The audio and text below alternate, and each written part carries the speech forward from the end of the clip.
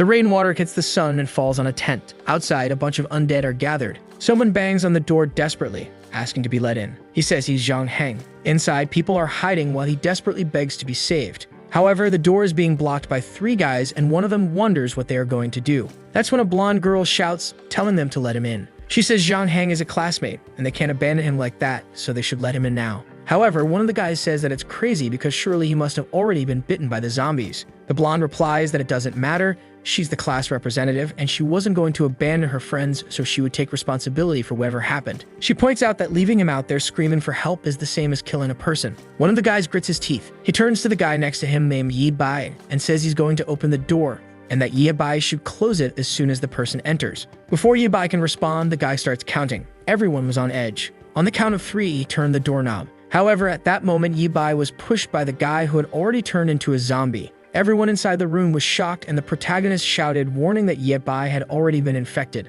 The blonde tries to run, and everyone starts begging for help. The poor protagonist uses his hand to defend himself from the bite. Naturally, he gets his arm bitten. At that moment, he starts writhing in pain and strangely begins receiving memories. That day, he lost his arm. The creatures invaded, and everyone tried to escape. Soon after, the entire city had been taken over by the end of the world. A hooded man asks if he's sure he knows what he's doing. Doctor watches him, and he knew he had only 2 things to do. With that, he pressed the door handle. The first was to save himself, and the second was to seek revenge. Now he was back in the present. At the moment before the door was opened, after living his entire life in an apocalypse without an arm, he was back to when it all started. Outside, Zhang is banging, asking to be let in. And the blonde once again says to open the door, saying that she was the representative and wasn't going to abandon her classmates. Yi Bai recognizes Ruoxi and wonders why she looks so young now. She asks if they are deaf and tells them to let Zhang in because if they don't, they'd be killing that guy. Yi Bai celebrates that everything he had planned had worked and he came back to change the world. He then calls out to the representative. He warns her that Zhang Heng, who's outside, might have been bitten by a zombie, so how was she going to deal with the consequences? She responds that since no one saw him being bitten, there was no way to know, and as the representative, she would take responsibility for everything. Yi Bai smiles and says that's fine. He takes her hand and tells her that since that's the case, she could personally open that door. Ruoxi is startled, and the other girls are in disbelief that he told her to do it. The representative yells at him, saying that he's not a real man for asking a woman to do that. However, he says that for someone who wasn't risking anything, she sure was trying to sound morally righteous. He tells her that in the end, she's just a hypocritical woman. But Ruoxi screams and tells him to shut up. She says she's going to open that door because she was never afraid. She calls them a bunch of cowards and tells them to get out of the way. With that, she turns the doorknob. And at that moment, Zhang Heng pushes everyone, already transformed. Once again, everyone in the room is shocked. The door falls to the ground and Ruoxi slowly gets up. However, that's when she gets startled. The infected Zhang Heng was face to face with her. He charges at her immediately, and everyone in the room starts trying to escape. She grabs the guy next to her, saying she was scared. Before he could react, she pushes him, telling him to protect the representative. But a foot comes crashing down. It was Yi Bai, who kicked her in the ribs. The guy threw her as bait for Zhang Heng. Our boy smiles while the zombie grabs her by the waist, and the monster goes straight for her ear. But at that moment, someone grabbed a screwdriver, and they blew the zombie's head apart. The poor girl was drenched, while our boy just had a sinister grin. However, she falls outside, embraced by the zombie. She turns to Yi Bai and begs to be saved, but he remembers how much he suffered in the past life because of this girl's persecution. He grabs the door off the floor and starts to close it while she asks him what he thinks he's doing. With that, he locks her outside. He turns to everyone and asks why they weren't closing that door. The scared and fearful group started saying they were going to block the door. They then piled all the furniture, boxes, and ladders in front of it. Outside, Ruoxi kept banging, asking what they were doing. While she pleaded for help, everyone was blocking the entrance. She kept struggling, saying she was the class representative and couldn't be treated like this. The other girls didn't have the courage to do anything. Meanwhile, the rest of the group continued blocking the room. Yi Bai stood there, watching everything. Time passed, and finally the rain stopped. The group commented that they could no longer hear Ruoxi's voice.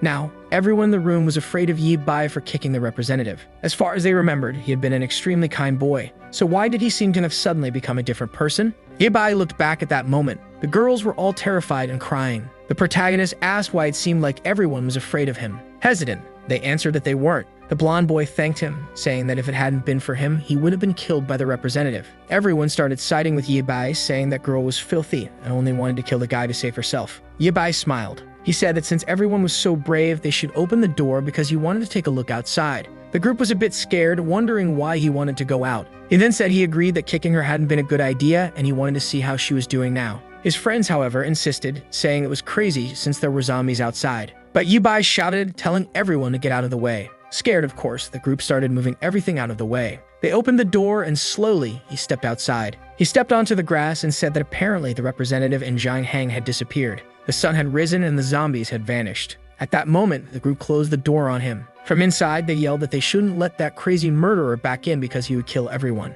However, Ye Bai didn't seem to care at all. He continued walking across the field, while everyone wondered if he had lost his mind. That's when the blonde boy was startled. A female zombie was standing face to face with Ye Bai, and he was calmly walking toward her. The creature noticed him, but he calmly kept approaching. He smiled and gripped the tool. In the next moment, he rushed at her, and everyone was left wondering why he was charging at the zombie. The poor creature didn't even understand what was happening when she took a blow to the head. Boy, if he didn't stop, he smashed her right into the ground, and that was that. The group inside was now certain that guy had gone insane. However, our protagonist was pretty exhausted for someone who had just done all that. The boy went over to the creature's remains and pulled out a pearl. He smiled and said he had found an energy stone. That wasn't just the origin of the apocalypse, but also an extremely necessary material. At that moment, even a footstep behind him. He turned and faced an old zombie. The monster was coming at him slowly. Ye Bai grabbed the tool again, ran toward it, and everyone inside saw him finish off another one. The girl was nearly vomiting while the blonde boy wanted to know why he had gone so crazy. As far as he could remember, that kid had been a coward, so how had he changed so much? Everyone began thinking about how terrifying he was and believed he was pretending to be someone else. One of the boys said it was a good idea to let him back in since he was really strong and could help kill the zombies. But the others didn't want to support that because he was a lunatic and could end up killing everyone. Suddenly, the window shattered. Ye Bai asked if his classmates were still in there. He told them to come outside and kill zombies because it was a lot of fun. The poor souls were all trembling, and at that moment, they warned him something was behind him. A zombie had appeared and leaped at him. But Ye Bai just looked, stretched out his foot, and kicked it in the chest. Once again, he grabbed the tool and struck it in the jaw. As he finished off the creature, the group watched, terrified from behind. Another one fell dead to the ground. Our boy wiped his face while everyone else was too stunned to say anything. He noticed he was being washed and commented that he didn't know if this liquid was going to infect him. He said he wanted to travel with his friends, but it was too risky since he didn't want to hurt them. With that, he left, saying he hoped they would all survive. His friends wondered if he was really going to leave just like that. And with that, they were all left behind in that room. Our boy walked alone across the campus.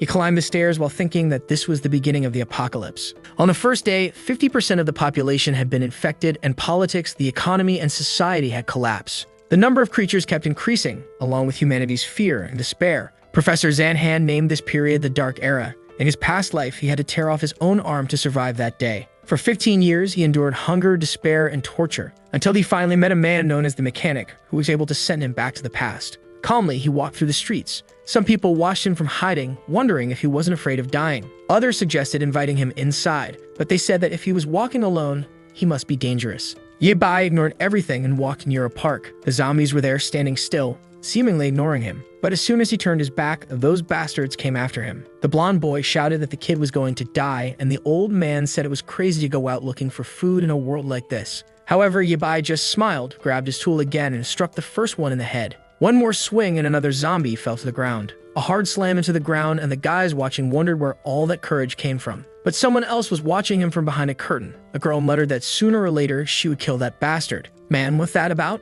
Our boy is killing zombies. Why are you mad at him, girl? After finishing off 3 creatures, our boy was exhausted. But then he heard something else, a flock of birds coming from behind. 3 more zombies were approaching. He quickly realized he couldn't handle all of them. The zombies slithered towards him and he ran off. He knew the previous noises had attracted a horde to that place. From inside another house, a spunk watched, saying that Kid was running straight toward them. That's when Ye Bai noticed a convenience store next to him. He started banging on the door, asking to be let in. He looked at the camera and said he needed help because he was being chased by a horde of zombies. The old man on the other side said it was ridiculous, and no one would ever open the door for a kid like that. But suddenly, the gate began to rise. At the same moment, a zombie turned the corner. It leaped toward him and Ye Bai hit it in the head again. But an old woman was coming down the avenue, and he struck her in the face with the tool as well. He dove under the gate and rolled inside. The zombies started pounding on the door, but finally he was safe for a while. And man, what he found was a loaded base. From behind a computer desk, a little girl was watching him. Meanwhile, at the nightclub next door, Spank was watching and saying that it looked like that kid was killing everything. The guy with the mohawk turned and told Brother Centipede that a student had killed about 6 zombies on his own.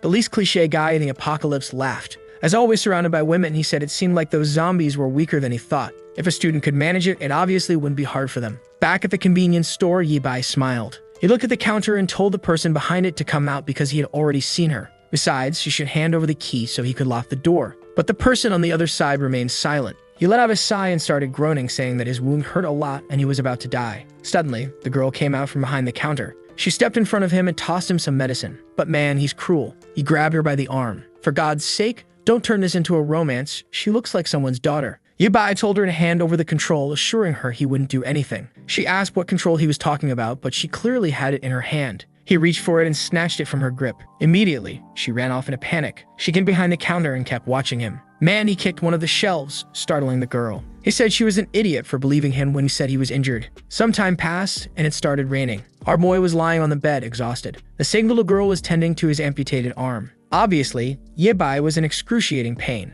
After a while, she said she was done, and our boy thanked her for saving him. She opened the first aid kit and said that it was really dangerous outside and her father had told her to stay here. He could rest there, and later she would bring him some food. With that, she left the room while he thought she was way too kind.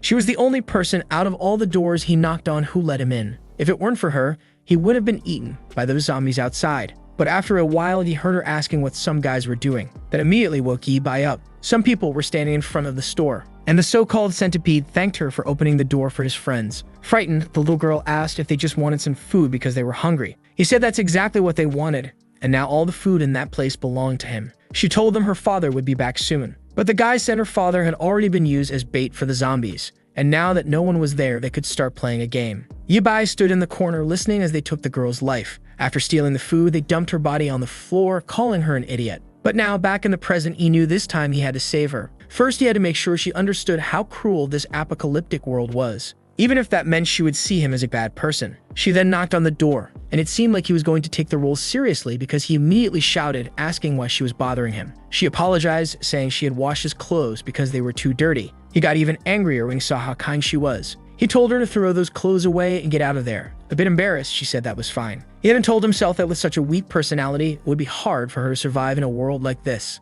However, taking a hot shower like this was amazing since in the future, all the water would be contaminated. He finished his bath, knowing that luckily, this convenience store had plenty of food and water. The goal now was to obtain some equipment and weapons. Looking in the mirror, he remarked that being younger was really amazing. No back pain, no burning legs, and being young was truly incredible. The only downside was that even his abs had disappeared. He opened the bedroom door and saw that she had left a suit for him. Immediately, he shouted, asking how he was supposed to fight zombies wearing something like that. The scene shifted to the nightclub. Centipede told everyone to listen up. That convenience store definitely had food and liquor, but it wouldn't last long. The plan was to get out, kill the zombies in front, and steal everything from that place. Not to mention that Maniac knew there was a cute little girl there, so it would be easy to finish everything off. He then told his brothers to go and kill the zombies so they could start the robbery. The creatures continued banging at the front of the convenience store. Meanwhile, Yabai approached and called the girl's attention. He told her to stop being so stupid and said he had a question. He wanted to know why she was there alone and what happened to her family. She explained that her father had gone to gather resources but hadn't returned.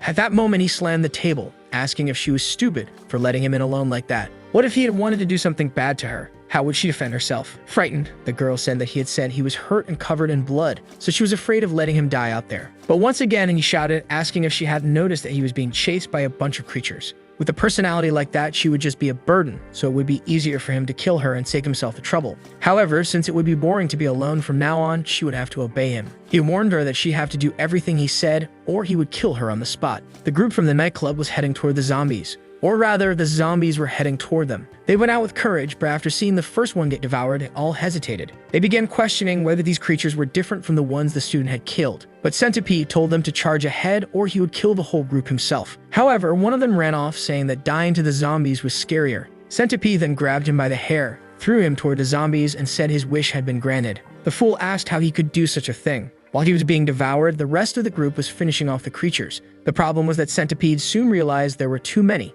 and they would have to flee. The peace had been disturbed by the horde following them. Meanwhile, the convenience store had become peaceful. A little girl climbed the stairs and brought some ramen to our boy, saying she had made it for him. She also brought the hot water he had asked for, but he told her to get out of there because she had done enough. He warned her that unless he called for her, she better not come into that room. With that, she closed the door and he prepared the noodles. He started eating immediately because he was starving. As soon as he tasted it, he got excited and smiled, saying it was really good. However, our boy grabbed the bottle of hot water. He started approaching and Centipede asked what he was doing. Our guy took off the cap and poured it on him. Man, his hand turned red and blistered immediately. Centipede was in agony but couldn't let go of the hand or he would fall to the zombies. Yi Bai told him he was an idiot for asking for help while threatening to kill someone. But at that moment, someone tugged at his sleeve. When he looked back, it was the little girl telling him to stop. She warned him that it would be better to let that guy in and stop hurting him. That surprised both the protagonist and Yi Bai. He immediately turned to the girl and told her to get out of there because he hadn't called for her. But she kept insisting, saying that her father had told her not to hurt others. He stood silent for a second. Then he asked if she wasn't afraid of that guy coming into the house and killing her. Centipede, however, said he would never do something like that. He was just starving and had ended up in this situation because he was surrounded by zombies. The outside was already full of creatures, so unfortunately, he couldn't leave anymore. Yi Bai was angry that the girl had interrupted his plan to kick the guy in the head and let the zombies eat him. Then he noticed a box cutter on the table. Centipede came in, thanking her for her kindness. But he warned that now that he was inside, this was his territory and anyone who refused to obey would have to die. Now the girl realized she had made a mistake. The sky was dark and there were zombies everywhere. A bald man and a boy were blocking the door. It was the remaining people from the nightclub, and the bald man said it was that bastard Centipede's fault for dragging everyone into this. The girls were all screaming in panic, and they didn't know what to do because now that bastard must be dead. The worst part was that the wooden door was about to be destroyed by the creatures outside. The bald man couldn't see a way to keep the place standing. He called out to the girls, telling them to come help block the door. But as he looked at them, he thought to himself that he would have liked to enjoy them more, but unfortunately, that wasn't going to happen. The only way to survive was to run away and let them die. Back at the convenience store, Centipede stood in front of Yi Bai. Smiling, he told the girl that she was cute but too naive to think he wouldn't kill anyone. However, now that he was inside, he would give her the chance to surrender and become his slave. Then he looked to the side and said he had to deal with the bastard who poured hot water on his hand first. Out of revenge, he made sure the boy would suffer as much as possible. But Yi Bai stood silently, holding the box cutter in his hand. The little girl insisted, saying that her family owned that convenience store. She added that downstairs there was chocolate, plenty of snacks, and enough food for everyone there. The two stood in silence for a second. The girl smiled, saying everyone could eat together and live peacefully and happily. Centipede lost his temper, lunging at her, asking if she was making fun of him. But the box cutter came in. In half a second, Yi Bai slashed at the guy's hand. Centipede screamed in agony, but Yi Bai spun the box cutter, gripping it in a reverse hold. Centipede blocked his move. Our boy was aiming for his throat, but it was undeniable that the guy was much bigger and landed a kick to Yi Bai's stomach. Our boy was thrown back and the girl fell to the ground with him. Bleeding, Yi Bai walked across the room toward him. He mourned that it was the first time in his life that someone had made him this mad. Yi Bai couldn't believe that with one kick, the guy had broken some of his ribs. At that moment, Centipede started stomping on his leg. Our boy was in agony. Centipede wanted to know how he had killed a zombie so easily earlier. Yi Bai said he wouldn't tell, and the guy replied that he was asking for death. He began stomping on him, saying eventually he would change his mind. The little girl was just watching. Yi Bai was using this as an opportunity to teach her a lesson, but the price was already too high. He then told the guy to stop, saying he would tell him. Centipede told him to explain quickly, promising he would cause the least amount of pain when he killed him. But Yi Bai spat blood in his face. Of course, this didn't make the guy happy. He threw Yi Bai against the wall and kicked him in the stomach again. Centipede asked if he thought this was fun and started stomping on him again. Man, he told Yi Bai to die and hit him in the jaw. I think our boy's attempt to teach a lesson is going a bit too far. But that's when the shift finally came. The little girl whipped him across the neck. Centipede turned, asking what she thought she was doing. He shoved her hard, throwing her to the ground and grabbed the box cutter. He screamed in a rage, saying they were both going to die. But time was up, and Yi Bai landed a blow to the back of his neck with a stick. With that, Centipede passed out on the floor. Our boy was exhausted and could barely stand. The frightened little girl asked if he had died. Seeing the pool of strawberry juice, she wondered if she had really killed someone. Yi Bai then placed a hand on her shoulder. He told her it was okay because she had done what was necessary. Besides, that bastard was an evil man. Confused, she asked why he had acted that way when all she had done was try to help him. But that's when Yi Bai told her that bastard wasn't dead. She seemed excited and said that if that was the case, she should save him. But our boy threw her aside. He tossed her out of the room and said he had never met anyone as stupid as her.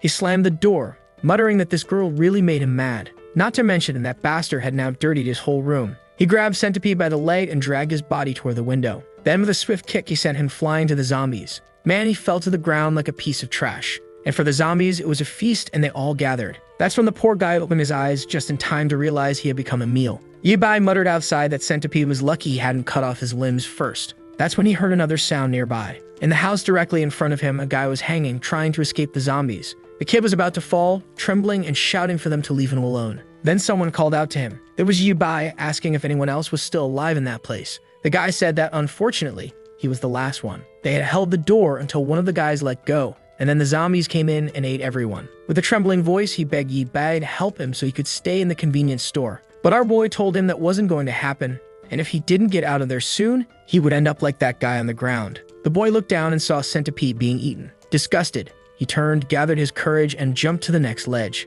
The kid was a Parker Kane managing to balance on the railing. He ran across it, and our boy was just watching. He was disappointed that those damn zombies hadn't managed to kill everyone from the nightclub. Time passed, but the zombies still lingered outside that place. The window was broken, and our boy opened the bedroom door. Outside, the little girl was still waiting. He asked her what she was doing there, and if he hadn't told her to go take a bath. However, she looked inside the room and saw that the body had already been dragged away. He told her not to look too much, but the guy had already gone to the first floor. The girl asked if he had escaped. He replied that in the way he had thrown the guy outside, only a god could survive. She looked a bit sad and asked why he had to kill the guy like that. Even if he was a bad person, they still had a chance to turn him around. But Yibai slammed the door above her. He asked if she was so stupid that she hadn't learned a lesson after everything that happened. No matter what she did, that guy was going to try to kill her because that's how the apocalypse was. The girl repeated the word apocalypse, saying he didn't know what he was talking about. But Yibai just walked away, saying it was stupid to waste time with her there, so he was going to take another shower. But she got up and said she wanted to talk to him. She tripped like an idiot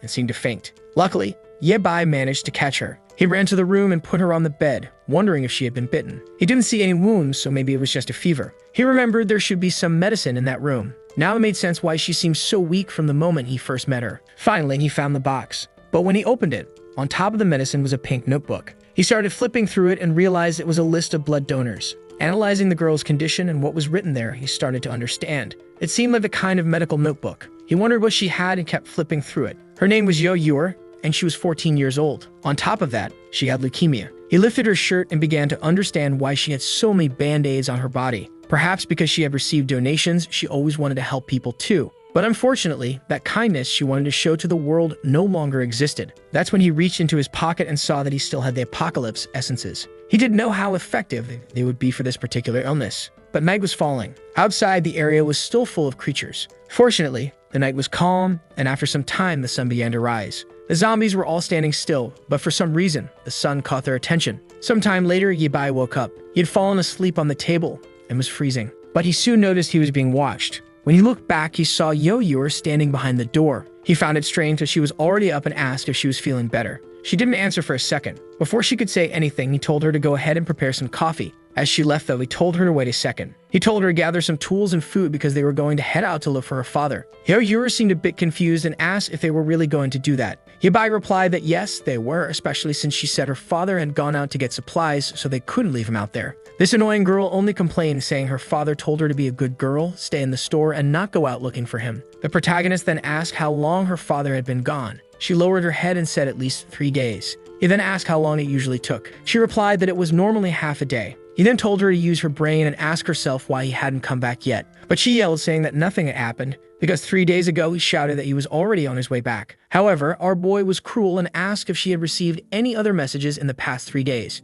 He could have been bitten by zombies or fallen into a trap and might be waiting for rescue. Shouldn't they be out there trying to save the guy? But she lowered her head again and said her father told her not to leave, no matter what happened. Our boy got up angry and said she was an idiot. He asked why she wasn't willing to help her father, who might be in need of assistance. Why was she so eager to help that criminal earlier but didn't want to go out and save her father now? And he told her to understand that he wasn't asking for her opinion. He could finish her off right there and go out by himself. But because she saved him, he would first find her father as payment. He ordered her to stop whining and gather her things because they were going out. The poor girl ran off in a panic and almost fell down the stairs. Yibai was getting exhausted from these conversations. Outside, the city was destroyed and the zombies were still staring at the sky, until suddenly they heard a sound. From behind, a jeep was coming down the street. Man, these crazy zombies think they can stop him with their arms. Yeah, right, grab them by the chest. Everyone goes flying to the sides, knocked out. Meanwhile, back at the convenience store, our protagonist was stocking up on food and preparing to leave. He looked behind him and asked why she was hiding and if she had finished packing everything. Looking a bit downcast, she seemed all cute but sad.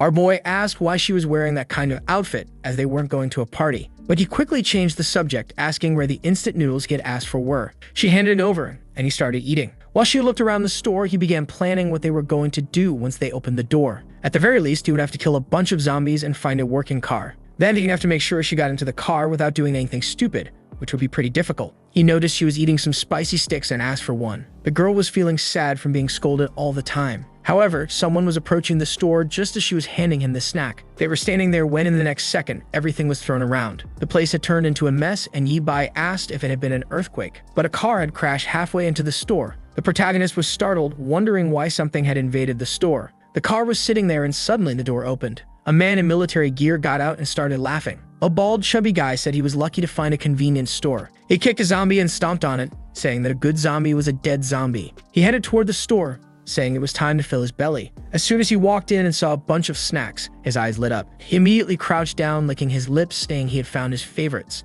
The city center was empty, so he came out to this deserted area and apparently got lucky. But that's when the box cutter appeared. Yi Bai warned him to drop everything he was holding and not to move. The last insect that had come in had already been disposed of and he wouldn't hesitate with another. But in that moment, the chubby guy moved and threw snacks at his face. Yi Bai closed his eyes for a second, and the guy grabbed the stash and bolted. He ran back to the car and slammed the door shut. But man, Yi Bai showed up at the window and wasn't going to let him escape that easily. He called the guy a filthy pig and told him to die. Just as the box cutter was about to do its work, the guy begged for forgiveness, saying he surrendered. But of course, that's when Yo Yor told him to stop killing people. She awkwardly said that and saw both of them staring at her. She awkwardly explained that she didn't want him to die because he caused damage to the store, so someone had to pay for it. Yi Bai just observed while the chubby guy trembled. He made a sinister grin and said she was right. He turned to the chubby guy and told him he would have to leave the car as payment for the damage to the store. He immediately told Yo Yor to bring her bags and load up the car because they were leaving. She agreed, but then noticed something.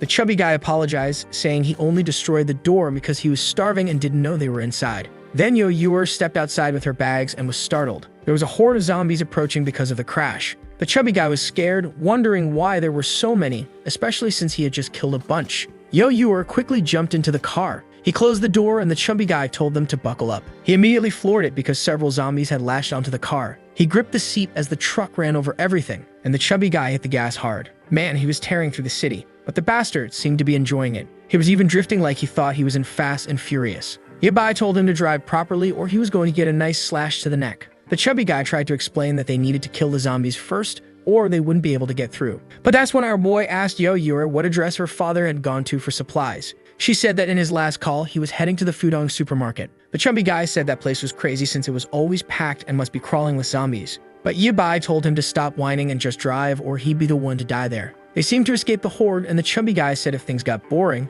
you could turn on some music. At least on the road, they could calm down a little. A zombie lying on the ground with a branch in its hand grazed its arm. As the car approached, man, the chubby guy had no mercy and ran right over it. As he sang along to some music and ate candy, he plowed through everyone. Clearly, this bastard was enjoying the whole process, and Yi Bai told him to be quieter because he wanted to rest a bit. But the chubby guy said not to worry, as the car was very tough, so there was no problem. Yi Bai, however, raised the box cutter and asked if he wasn't going to listen. At that moment, everything went silent and he stopped the car. Our protagonist told him that he didn't order him to stop the car, just to stop making noise. That's when the chubby guy realized the gas had run out. Yo Yor and our boy screamed in frustration. He cursed the bastard, who apologized, saying he forgot there wasn't a gas station nearby. He started eating frantically, saying that if he was going to die, he might as well die with a full stomach. Yo Yor, on the other hand, began to hear some noises approaching. A huge zombie appeared right in front of her window. The car had stopped right in front of a park, and the horde of zombies was starting to surround them. The protagonist knew that even if the car wasn't destroyed, they were going to die trapped in there. But that's when a knife behind his seat caught his attention.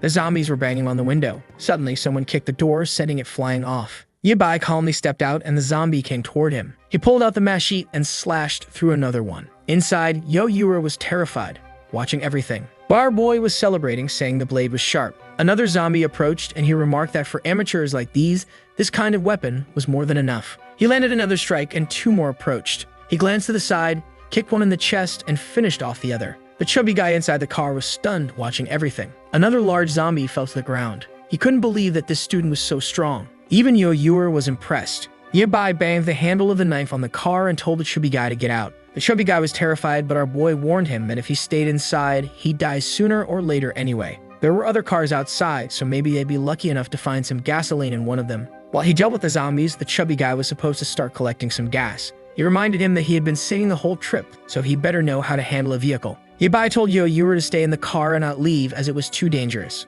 Yi Bai then told the chubby guy to come with him. The chubby guy, still not mentally prepared, said they needed more time. But in the next second, Yi Bai had already killed the first zombie. The poor chubby guy couldn't believe that this boy had no fear at all. Yi Bai moved on, slashing through another one. He looked back and told the guy to hurry up. But then the chubby guy remembered that there were some gasoline canisters in the truck bed. He realized how useful Yi Bai was and wanted to make better use of him. Yi Bai killed another zombie. He looked back and asked what the guy had said. Embarrassed, the chubby guy said he had been in shock and forgot. But if they waited a little, he'd fill up the tank. Yi Bai told him to wait and do that later. The chubby guy was confused. Our boy said he needed help collecting something. He opened his hand, revealing a green pearl. He explained that they were found in the brains of zombies, and while he killed them, the chubby guy was supposed to collect them. The poor guy, who had never done anything like that before, started sweating. But Yi Bai said it was easy and showed him how to do it. He quickly demonstrated the process and asked if the chubby guy understood. Obviously, the guy said it was too disgusting and he'd rather stay in the vehicle. Yi Bai warned him that if he went back to the vehicle,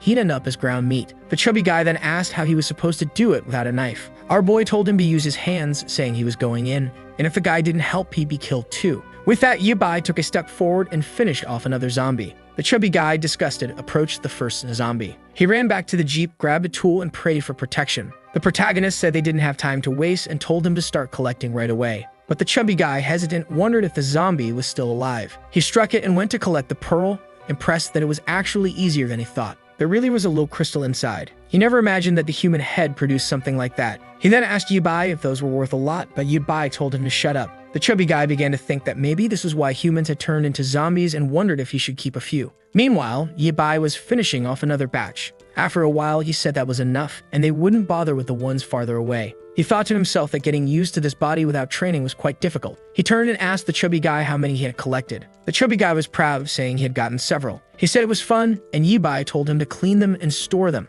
Then it was time to fill the tank so they could get moving. Yi Bai then went to check on Yo Yuer. However, her illness seemed to have worsened again. He was startled and grabbed her arm, calling her name. He placed a hand on her forehead and realized the fever was worse than before. He began rummaging through her bag, remembering that they had grabbed some medicine and water. The chubby guy appeared and asked what was wrong with her, but Yi Bai told him to shut up and fill the gas tank. After some time, she seemed to have stabilized a bit. The chubby guy suggested that maybe it was because she had stayed in the heat of the car for too long and asked if she was feeling better. Yi Bai, not in the mood for chit-chat, threatened him again. He said they had lost time because the chubby guy pretended they had no gas, and if he hit anything else, the next person to die would be him. The chubby guy immediately apologized, saying he would never hide anything again. Yo Yuer seemed to wake up and the car continued down the road. After a while, the chubby guy complimented our boy's swordsmanship and asked what his name was. Our protagonist replied that it was polite to give your own name before asking someone else's. The chubby guy said his name was Zhao Hang, and he owned a workshop in the city. His friend had left this truck at the shop for repairs and never came back to pick it up because of the apocalypse.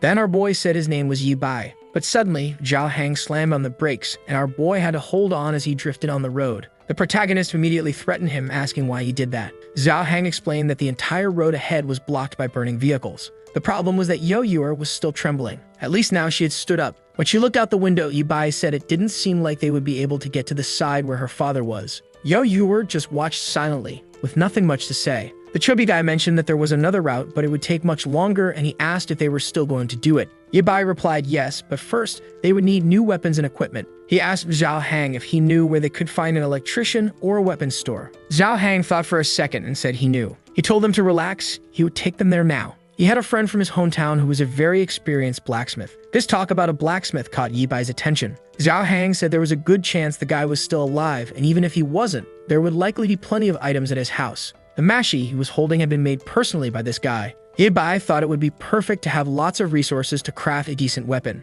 Zhao Hang then began telling stories about the times he and his friend had spent together. But Yo Yuer told him to be quiet, as our boy had fallen asleep for a bit. They crossed the bridge into another part of the city. Zhao Hang got out of the car and said, "Finally, the airplanes have arrived." Many years had passed, but that place still looked the same. Our boy asked if that place wasn't a dump and said this trip had better be worth it, or Zhao Hang would be buried there. But, as always, they would have to clear the place out before entering. Yi Bai asked Zhao Hang if any of those zombies looked like his friend. Zhao Hang seemed unsure, and our boy just told him to collect the pearls. But then someone told him to wait. It was Yo Yuer from the car, saying she wanted to help. But Yi Bai told her she risked fainting or getting bitten, which would only get in the way. But she insisted, saying she was fine now and would be careful. Zhao Hang said that since she was brave, he would dig and she could collect the pearls. Yi Bai warned that if they were bitten, he wouldn't hesitate to cut them. Yo Yuer realized that Yi Bai didn't feel any pain. With that, he began slashing through the zombies. Meanwhile, the chubby guy was collecting the pearls and chatting with Yo Yuer, who was putting them in a bag. But we see that from a nearby building, someone seemed to be watching them through binoculars.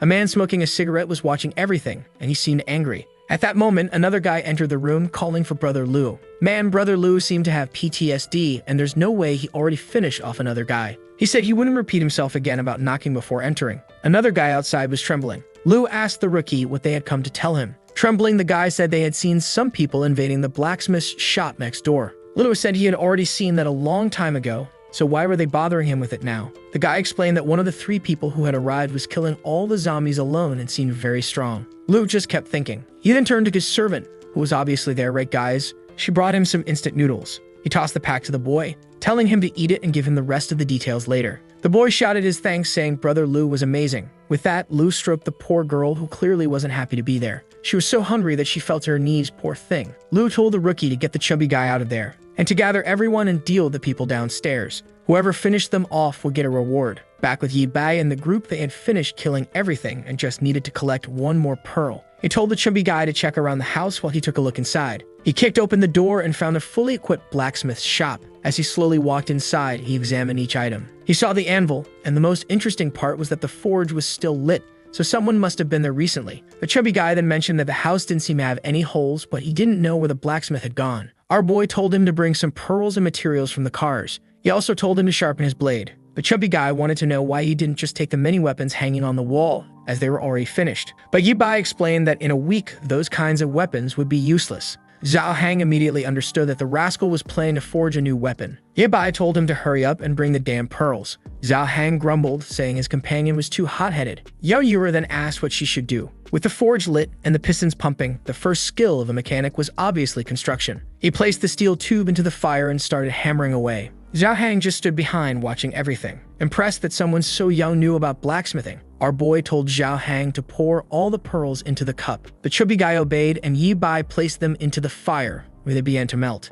After a while, everything turned into a green liquid. Seeing the aura rising, Zhao Hang realized it seemed like some kind of magic. Yi Bai then took a box cutter and opened a bottle of strawberry juice, pouring it into the melted pearls, which started to mix together. He then took the liquid and poured it over the blade, which began to fuse. Zhao Hang stood there, just watching everything. Our boy resumed hammering. As he hammered inside, the sounds could be heard outside, and of course, this attracted Brother Lu's group. The guy from earlier was scared to death, but the guy with the strong jawline was eager to gain a lot of resources by killing these weaklings. Another guy with long hair said the biggest reward would be spending time with someone named Higuan. However, the guy in the polo shirt said there must be a reason Brother Lu wanted them to kill this guy. The best plan was to wait until nightfall when their guard would be down, and then they could launch their attack. Back in the house, Yi Bai was busy with his crafting work. Man, the kid was really creating some futuristic mechanical stuff. Zhao Hang was starting to think our boy might be some kind of engineer from the best university in the country. Yi Bai would finish a piece and go back to forge another one. From the water, he pulled out the first completed piece.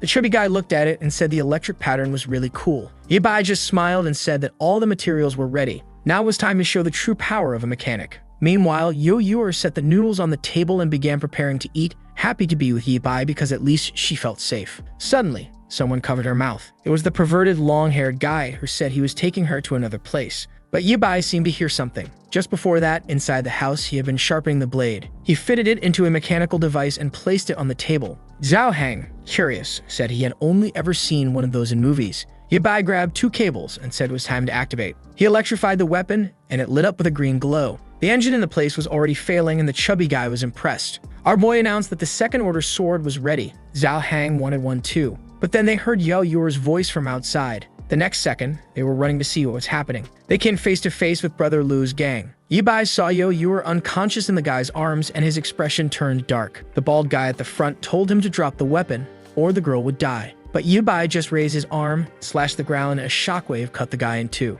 In a panic, another one tried to run. But Yi Bai simply asked where he thought he was going. He slashed again, cutting through metal like it was paper. At that point, everyone was in a frenzy, trying to escape. Meanwhile, behind them, Yi Bai had already made the first headless knight. The guy who had spoken with Lu earlier told the other to let go of the girl, or they wouldn't make it out alive. But the guy insisted on fleeing, saying that if they didn't escape, Brother Lu would kill them later. That's when a lightning slash passed in front of them, and from behind, Yi Bai was slowly approaching. But then Zhao Hang shouted, warning him that a horde of zombies was approaching from behind. The strange thing was that they were moving much faster than before, as if they had been injected with something. Zhao Hang didn't know what to do and asked Yi Bai. He gripped the handle of his blade, slashed at the zombies, and started cutting them down. Next to him, Zhao Hang was just watching in awe as Yi Bai unleashed a flurry of attacks. The problem was that, obviously, the two bastards were getting away. Zhao Hang then pointed out that they were running toward that building. Yi Bai said, "Of course," and told the chubby guy to stop standing around and chase after them with the vehicle. The chubby guy scrambled into the car, saying he understood. As he sped away, he saw that Yi Bai was still dealing with a lot of zombies. The mission to save the beautiful damsel now fell to him. The guys heard something behind them. Of course, it was Zhao Hang's car, and they jumped into the bus. Zhao Hang hit the brakes and saw they had arrived at what looked like the base of those guys. He got out of the car, not knowing what to do since the entrance was blocked by the bus. While the two from earlier flowed with Yo Yuer, other guys inside the building watched him through the windows. Seeing that he was just a lone chubby guy, they thought it would be easy to deal with him. They got off the bus and told him to leave the car there or everyone in that building would end up roasted. Zhao Hang said he wasn't afraid and told them to come at him. The guy in the cap ran at him, boasting that he had killed more people than Zhao Hang had eaten chicken. Man, considering Zhao Hang's size, that was a bold statement. But Zhao Hang just readied himself and said they were looking for death. That's when the green crescent moon slashed through, and of course, the guy was split in half. Man, the bus behind him was shattered as well. Zhao Hang was amazed that our boy had already killed all the zombies. But Yi Bai just ignored him and told him to follow. They were going to save Yao Yuer. He prepared another attack and sliced the bus in half completely. From behind the pillars, a bunch of guys were getting ready to charge at the two. Yi Bai, with mirrors of steel, was walking out in the open. Seeing that Yi Bai was a fool, one of the guys threw a knife at him. But the boy, a true apocalyptic warrior, sensed the blade and easily blocked it. He slashed back and another one was down. From behind some crates, a guy threw a Molotov cocktail. But Yi Bai dodged it with a quick dance step and sent another green crescent slash. Then someone fired a gun. Luckily for Yi Bai, he was like Neo from the Matrix and narrowly dodged the bullet. Brother Lu, watching, remarked that Yi Bai seemed brilliant. He said he was interested in knowing how Yi Bai was so strong and asked if he wanted to drink something with him. He tried to explain that he liked talented people like Yi Bai, but Yi Bai just raised his blade. Lu pointed to Yo Yuer and told Yi Bai not to move. She was peacefully sleeping, but in a second, she could be dead. Lu said Yi Bai was being treated with courtesy, so he better stop acting like that, or else he'd find out if a bullet was faster than a sword. Yi Bai just stood there observing. Zhao Hang asked what they were going to do in a situation like this. Suddenly, Yi Bai smiled and said he agreed. He was working on a major project and needed a big group of people. So if Lu gathered everyone together to talk, Yi Bai would give them a chance. Lu questioned if Yi Bai really wanted to talk to everyone, and said that if that was the case, they would welcome him. Zhao Hang whispered to Yi Bai that it was crazy to go up against everyone alone since they had guns. But Yi Bai just told him if he didn't want to come, he should just disappear. The chubby guy was trembling but said that if Yi Bai was leaving alone, he'd rather go too. He really was leaving and didn't regret it at all. Yi Bai thought to himself that the bastard was really annoying. Then the lackeys came and seemed to escort him somewhere else. A while later, he found himself in a room face to face with Brother Lu's entire group. Lu welcomed him and said they had all the healthy people within a 15-kilometer radius here, and he was the leader known as Lu Shang. He then asked the protagonist's name and what kind of help he needed. Our boy introduced himself as Yi Bai. He said he remembered Lu Xiang and asked if he knew how this disaster started. Lu was confused, wondering how Yi Bai knew him and how he knew how all this began. Yi Bai complimented Lu on realizing the disaster was coming and stockpiling so many supplies. He also mentioned that Lu's current plan was probably to establish the Nether Dragon Association. Lu Shang was even more confused. He said he had only shared that name with a handful of people, so how did Yi Bai know all of this? But our boy showed him the pearl and said he knew Lu was more interested in that. Lu Shang, tired of this, told Yi Bai to spill everything he knew. Yi Bai stayed silent for a second. Then he said that the zombie infection might have started with a virus that spread through birds from another country. Others claimed it was a kind of nuclear weapon designed to reduce the population. And the craziest theory was that an alien meteor had crashed on Earth carrying an unknown virus. Yi Bai said he believed Lu Shang had heard of these three possibilities, which was why he had moved the city center people to this isolated location. Lu Shang said yes, he knew a little secret about the virus. He pulled out 2 pearls from his pocket and said he still didn't understand why they existed inside the heads of the creatures, but he figured Yi Bai's big project and the sword he was carrying had something to do with it. Yi Bai confirmed this, but he said he would need help with a few things. Lu Shang agreed but said he wanted to see the sword first. Our boy started to raise it, but Lu Shang reminded him about the girl beside him. No one wanted a sad ending there. Yi Bai stayed silent, reluctantly handing over the sword, but as soon as Lu's lackey touched it, he nearly collapsed.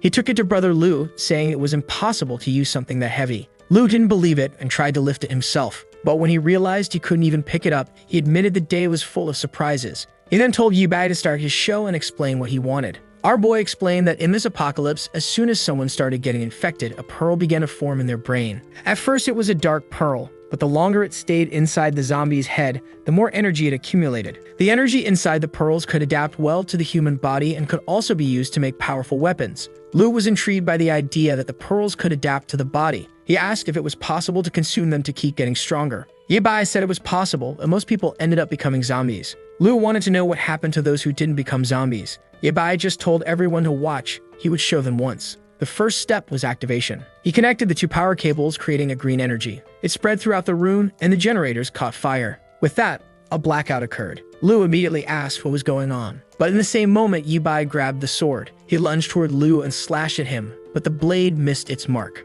He countered with a quick shot, but Ye Bai dodged it. Ye Bai tightened his grip on the blade and made a clean cut through the guy. The trembling man admitted he had been careless. Our boy simply said that the damn Nether Dragon gang would die here today. In the future, they would become famous for the weapons they would create and the slavery system they would establish. But before any of that could happen, he was going to annihilate everyone. Another slash and more bodies were left in pieces. The entire floor was destroyed. Ye Bai felt relieved that Yaoyuer was still asleep. He gently stroked her, thinking that although the apocalypse was cruel, he didn't want her to witness such scenes. But suddenly, someone appeared at the door. Ye Bai turned and saw, of course, the coward Zhao Hang, who had run off earlier. He came in with a flashlight, amazed that Ye Bai had wiped out everyone. Ye Bai simply confirmed it. He picked up a weapon from the ground and said he had successfully completed the objective. Zhao Hang asked if they had come all this way just for the weapon and not for Yuer. Ye Bai explained that in this new world, weapons had gone through many changes and were extremely dangerous. Now Zhao Hang was curious about what Ye Bai planned to transform it into. He praised Ye Bai's plan to have him toss some pearls into the generator, saying it was very clever. But then they heard a bottle hit the ground. They looked to the side and saw a girl collapse on the floor. In a panic, she begged them not to kill her. Zhao Hang, ever the fool, asked why there was a beautiful damsel in distress here. The girl explained that she had been captured by Lu Xiang and had been living there like a slave, suffering every day, with no relation to his gang. Ye Bai then asked if she knew where Lu Xiang had hidden the rest of his resources. She said she did and offered to take them there. On the way, Zhao Hang asked where she was from, and she replied she was from the eastern city. In the middle of their conversation, they stopped in front of an elevator, and she said the storage room was unfortunately on the 6th floor. Ye Bai told Zhao Hang to hide with Yuer while he went with the girl to check out the storage room. Meanwhile, in the wreckage of the battle, the guy from earlier was calling for help. He was shocked when he saw Brother Lu's body sliced in half. Slowly, he tried to stand up and noticed a pearl in front of him. He remembered Ye Bai calling it the black metal energy and Lu Xiang saying that eating it might make someone a god. Desperate and with no other options, he swallowed it immediately. His pupils contracted and veins bulged all over his body as he began to writhe in agony. Thunder struck outside as Yaoyuer woke up in the room. She asked Zhao Hang where they were, and he told her to calm down. He explained that she had been kidnapped earlier, but he and Ye Bai had already saved her. At that moment, Ye Bai entered the room, seeing that she was awake. Zhao Hang asked if they had found anything valuable, and Ye Bai confirmed they had, but it would take until tomorrow to move it all. Zhao Hang then asked where the girl had gone, and Ye Bai explained that when he went into the storage room, she started running away. He found it strange that she ran off, especially since it was raining outside. Ye Bai simply told him to forget about her because he needed to sleep and rest, as the streets would be crawling with zombies now. The scene shifted to a girl taking a shower. She was calmly relaxing when a man appeared, saying that since she had mutated and was in his house, she needed to understand that nothing was free. He started trying to open the door, telling her that besides her body, she had nothing to offer. She began screaming for help, but the man said that with the rain outside, no one could hear her. But then the door cracked open. The man was startled and went out to see what happened. But boy, he made a big mistake. The girl heard a scream, and upon checking, saw that the man had been killed by a gigantic creature. The fool was thrown against the wall, and the blonde girl screamed in terror. The creature stood still, staring at her. It began to reach out its arm, and in her desperation, she begged it not to come any closer. The monster paused for a second. It saw itself in the mirror and collapsed to the ground, saying it wasn't a monster. It began asking why it had transformed like this. The creature pounded the floor, saying it didn't want to stay like that. The blonde, confused, asked who he was. He explained that he had been shot but had consumed a zombie pearl, and his body had started to mutate. The blonde was perplexed by this talk of humans transforming by eating the black metal from pearls. The guy said that someone named Ye Bai had explained this to him, saying he had taken the pearl from a monster's head. The blonde seemed to recognize the name and ran toward him, asking if he had really mentioned Ye Bai. The crazy girl suddenly got braved, demanding to know where Ye Bai was. The monster said that Ye Bai had arrived in the southern city recently and had killed everyone in a building. It turns out this blonde was the same one from the beginning, and she said she wanted to kill Ye Bai. But the monster told her it was impossible to kill him because he was incredibly strong. The blonde said she was in this state because of that bastard. The two were enemies. She stood there for a moment thinking and asked if he wasn't strong since he had killed that guy in a second. The monster explained that he felt strong but couldn't control his power well. Then he asked if she wasn't afraid of him. If this was the same girl from earlier, it was Ruoxi, who laughed like a maniac. She gently stroked his arm. She told him he was very strong and that if he helped her kill Ye Bai, she would let him do whatever he wanted. Man, this girl was crazy. Did she not realize he was a giant monster? But the crazier one got excited, lifting her up and saying that in that case, he would help her kill Ye Bai. She smiled, saying the plan was set. However, he didn't seem to be doing well and she asked what was wrong. He dropped to his knees and began screaming. The night passed and the next day dawned. Our boy got ready. In the warehouse, they found more instant noodles, cigarettes, and drinks. Ye Bai strapped his devilish sword to his back and said that now that they had gathered everything, it was time to leave. They walked down the stairs talking about supplies, but the chubby guy suddenly got scared. It looked like a meteor had fallen on his car. He started crying, panicking, saying they couldn't even open the door. Ye Bai was deep in thought, realizing that the damage was too big for just a rainstorm. He told Zhao Hang to step aside, then slashed the dented part. With that, the truck turned into a convertible. Man, it looked like it came straight from the factory, with the mirrors installed perfectly. They got into the car and Zhao Hang cheered that at least the engine was still working. He then asked if they were heading to find Yuer's father now.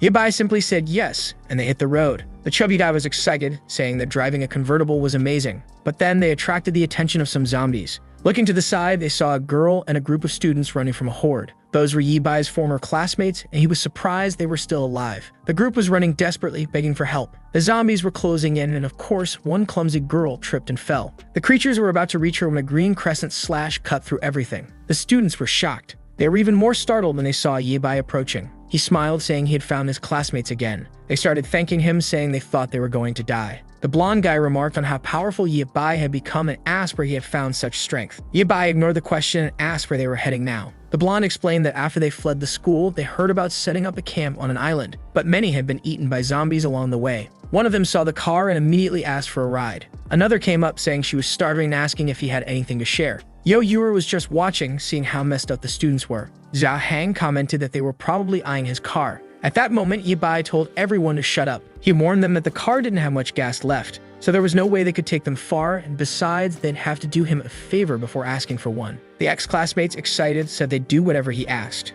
Ye Bai smiled. He called over Zhang and told him to explain the rules this time. Zhang, thrilled, was now in charge of the others. Our boy headed toward the zombies, saying he would clear them out and they should take care of the cleanup. The students were confused, but Zhang started explaining the process. He handed over the tools and began extracting the pearls. He smiled at everyone, saying it was easy. But one of the girls fainted. Yo Yuer, unfazed, reassured everyone that the heads were soft, so it was easy to remove the pearls. The group was terrified, wondering what this kid had gone through to be so calm. Zhang then distributed the tools to everyone, warning them not to get bitten. But the blonde guy was now curious, wondering why the green dancer wanted those pearls. Ye Bai kept killing while they collected. 2 hours later, they had filled the entire sack. Ye Bai then told them to hand out some food, but Zhao Hang got angry, upset that Ye Bai was giving away food without asking him first. The students were pleading, but man, the chubby guy wasn't willing to give even a small piece. Right at that moment, a creature stepped on the car's metal frame. The transformed monster from earlier had fully mutated. Ye Bai realized that this was an ability user who had mutated. He immediately turned and told everyone to run.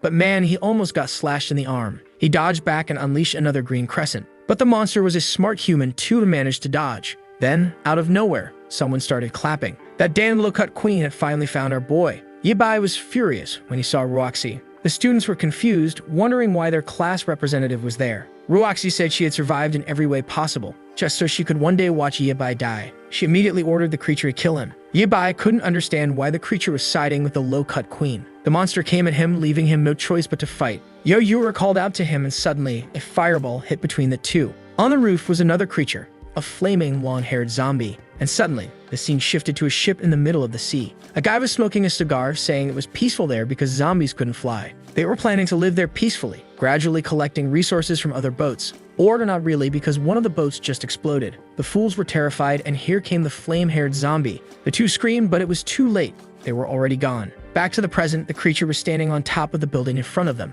Both our boy and the transformed monster were staring at it. Ye Bai knew it was another transformed ability user, and even worse, an elemental. Ruoxi had no idea that elemental creatures existed, and she asked her monster if that thing was a companion of his. He responded that he didn't know, but right then, the flame monster jumped off the roof toward him. The creature grabbed him by the neck, and everyone could see that it wasn't a friend. Ruoxi's monster tried to block the flame creature, asking who she was and why she was attacking him. She planted her foot on his stomach and kicked him hard, sending him crashing into a car. Then she turned and blasted him with a wave of fire. Poor Zhao Hang was crying, devastated that their car and food were gone. but Yibai told him to stop worrying about that and start running. Our boy took off running, but Ruoxi still wanted her revenge. She ordered her monster to go kill Yibai, who was trying to escape. The monster tried to explain that things weren't looking too good for him. And then, out of nowhere, the flame creature launched a fireball straight toward Yao Yuer. The ground exploded and everyone scattered. Yuer fell to the ground, but of course Yibai had saved her once again. Now with a wall of flames between them, Yibai told everyone to stop staring and start running for cover. Zhao Hang asked where they were supposed to go. Yibai looked around and saw the entrance to a garage across the way. He started running, telling everyone to follow him. Meanwhile, Ruoxi's monster was face to face with the flame creature. He tried to reason with her, saying they shouldn't fight, and asked if she had also eaten the black metal energy to end up in that form. The flame creature muttered the words "Black Pearl," but then she suddenly had a headache, fell to the ground, and said she didn't want to eat it. She explained that she had been tied to a bed and forced to consume it by a bunch of lunatics. She wanted to kill them all, and whoever kills gets the ashes. Ruoxi's monster said he had been forced to eat it too, could understand how she felt. But Ruoxi wasn't interested in this conversation and told them to hurry up because Yibai was escaping. She crossed her arms and sarcastically asked how they were going to get their revenge if they let him go. The monster reassured her, saying he could still smell Yibai's scent. The flame creature asked who this person was that they were so desperate to find. The black monster explained that Yibai was someone who knew about the pearls. Maybe he also knew how to turn them back into humans. The flame creature, thoughtful, said that if there was a way to become human again, she'd join them. Meanwhile, our boy was running with his friends, but suddenly, a car came flying and exploded in front of them. Following the scent, the creature easily tracked them down, saying their fight wasn't over yet. He knew that Yibai understood the secrets of the cursed pearl, so he had better start talking and not try anything funny. Yibai realized he couldn't avoid a fight with the monster. He told Zhao Hang to run with Yuer while he stayed behind to buy them some time, but they soon ran into the flame creature. Zhao Hang said that, unfortunately, they were surrounded. Ruoxi laughed, sitting cross-legged on top of the car, saying there was no escape now. Yibai was getting tired of this damn woman. He told his friends to hide and not get close while he dealt with the creatures. The black monster came charging at him. Yibai braced himself and dodged backward. Then he pulled out his Glock and fired. Ruoxi the fool got hit in the shoulder. She screamed in pain. The black monster was confused. He thought Yibai was going to shoot him. And if you thought our boy was done, you're wrong. He fired another shot into her stomach before the monster jumped in to protect her. Yibai followed up with a green slash, and the monster had to throw himself in the way to shield her. Just then, the flame creature attacked from behind. She ignited the area, but Yibai dodged to the side. Man, she sent a firestorm his way, but he managed to deflect it with his sword. Meanwhile, Yao Yuer and Zhao Hang were watching. Yuer pulled a hatchet from her bag and threw it at the flame creature, but it just bounced off her head without doing any damage. The creature turned around and Zhao Hang asked what she had done. But with that distraction, Yibai almost landed a blow on the creature's head. However, his real target was the pipe above, which burst and sent water raining down on the flame creature, extinguishing her. With that, Yibai seized the opportunity and slashed her. She screamed in agony for a second, but Yibai pulled back his sword and almost hit her foot. The creature tried to flee, and Yibai was face to face with the black monster again. The monster warned Yibai that he would pay for this in the future. Worn out, the two creatures fled the scene. Man, Yibai made them all run away. But exhausted, he fell to his knees. Yao Yuer asked if he was hurt, but he said no. He was just relieved that they had survived two ability users in a situation like that. The chubby guy asked if he knew the origin of these creatures. Yibai remained silent for a second before explaining what happens when some humans consume those pearls. Most become zombies, but there's a small chance that some will turn into a type of creature known as ability users. The problem is that this only happens once in 10,000 cases, and it's even rarer for them to retain their consciousness. Zhao Hang wanted to know how Yibai already knew all of this. The protagonist replied that he would explain more about it later, but their current goal was to figure out where they were going next. Zhao Hang then remembered that they were without a car and food. Yibai found it strange because the apocalypse seemed to be progressing much faster than it had in the past. And before things became more dangerous, he needed to create stronger weapons. Outside, it was raining again, and the worst part was that the car was really destroyed. Zhao Hang cried, saying that at least they could save a few of the resources. And the worst of all is that those damn monsters had thrown all the cars in front of the garage to stop them from escaping, so now they had none. He handed a coat to the two of them, saying that unfortunately it was the only thing he had to protect them from the rain. Our boy then asked Yuer what the problem was. She said that she had actually been to this place before because an old friend of her father lived around here. She pointed towards a mountain, saying that if they followed that path, they would reach his house. The big guy asked who this person was and if he was still alive. She said he was a bit weird, but he was a good person, or at least she hoped he was. His house had really high walls and lots of computers and food, so he was probably safe. The big guy asked if that guy had a cyber cafe inside his house, And our boy said that since he was a friend of her dad's, maybe her dad was there too, so it might be a good idea for them to go check it out. However, the horde of zombies was coming from behind again. Yabai said he would clear the path and they would follow right behind. Meanwhile, the other big monster was also killing a bunch of zombies. He went to one of them and ripped out a pearl. He said it seemed enough and jumped onto the building. The fire monster girl was hiding from the rain. He came in from outside, called out for Ruoxi, and she was almost on the verge of passing on. He said he brought some pearls and she told him to hand them all over quickly. But the monster asked if she was sure she wanted to eat that. She told him to just hand it over and get the hell out of the room. Man, the big monster got roasted. Like a fool, he respected the girl. The fire girl asked if she had eaten it, and he said she seemed to be hesitating. Her friend said she would definitely hesitate too, especially after seeing the state she ended up in after eating that. But the big monster said he just didn't want her to die. The fire girl seemed to have cauterized her wounds, but she knew that without medical help, there was no way she could survive. And the other one understood that perhaps her only chance to survive was by eating that.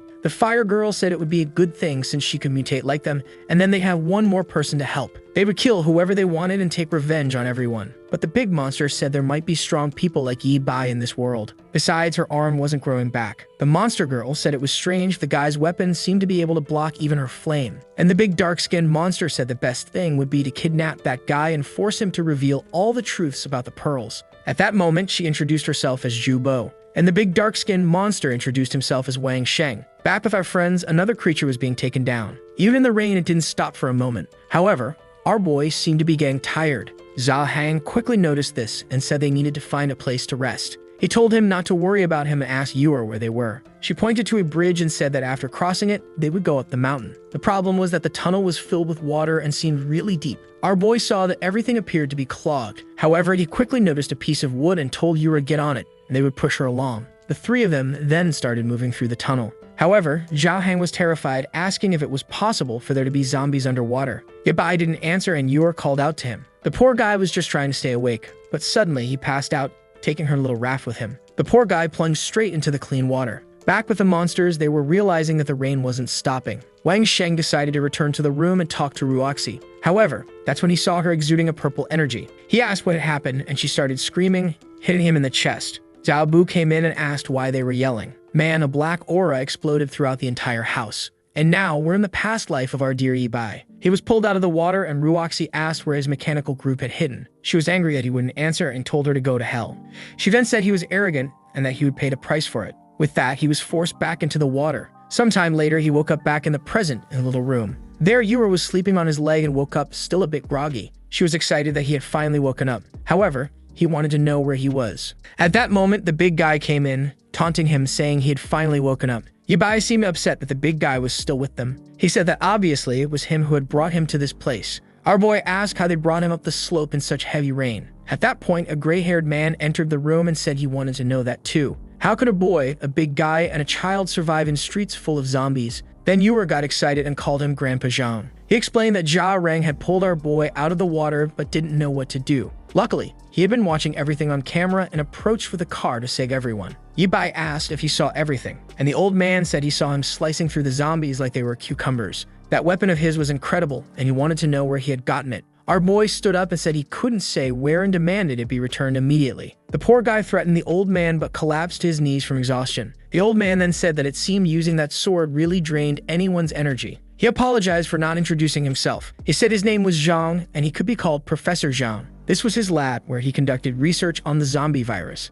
Yabai seemed to recognize the name. Then he remembered that the first researcher to name the black energy metal pearls was this guy. To a futuristic mechanic like him, this guy was a genius. Our boy hesitantly asked if he was really Professor Zhang. Embarrassed, the old man said that the title Professor was just something he liked to use because it sounded nice. But in reality, he was just a guy messing around. However, he was curious about that weapon, which could save humanity, and wanted to take a look at it. Yabai thought that if he was really the Professor Zhang, it might be worth it. But he crossed his arms and said he had something even better for him to research. That was a live zombie. Downstairs, the old man showed them everything on the table. His weapon was there, and the old man said he had just analyzed it, nothing more. With that, our boy stood up, and the old man was startled, saying he nearly broke his back trying to lift it. Our boy looked around and said that this place was incredible. With a workshop like that, it could make even better weapons. The old man asked if he had created that thing, and our boy confirmed it. At that moment, the old man got excited, saying he wanted to see him make another. However, our boy said the manufacturing process was a secret. The old man complained, saying that was bullying.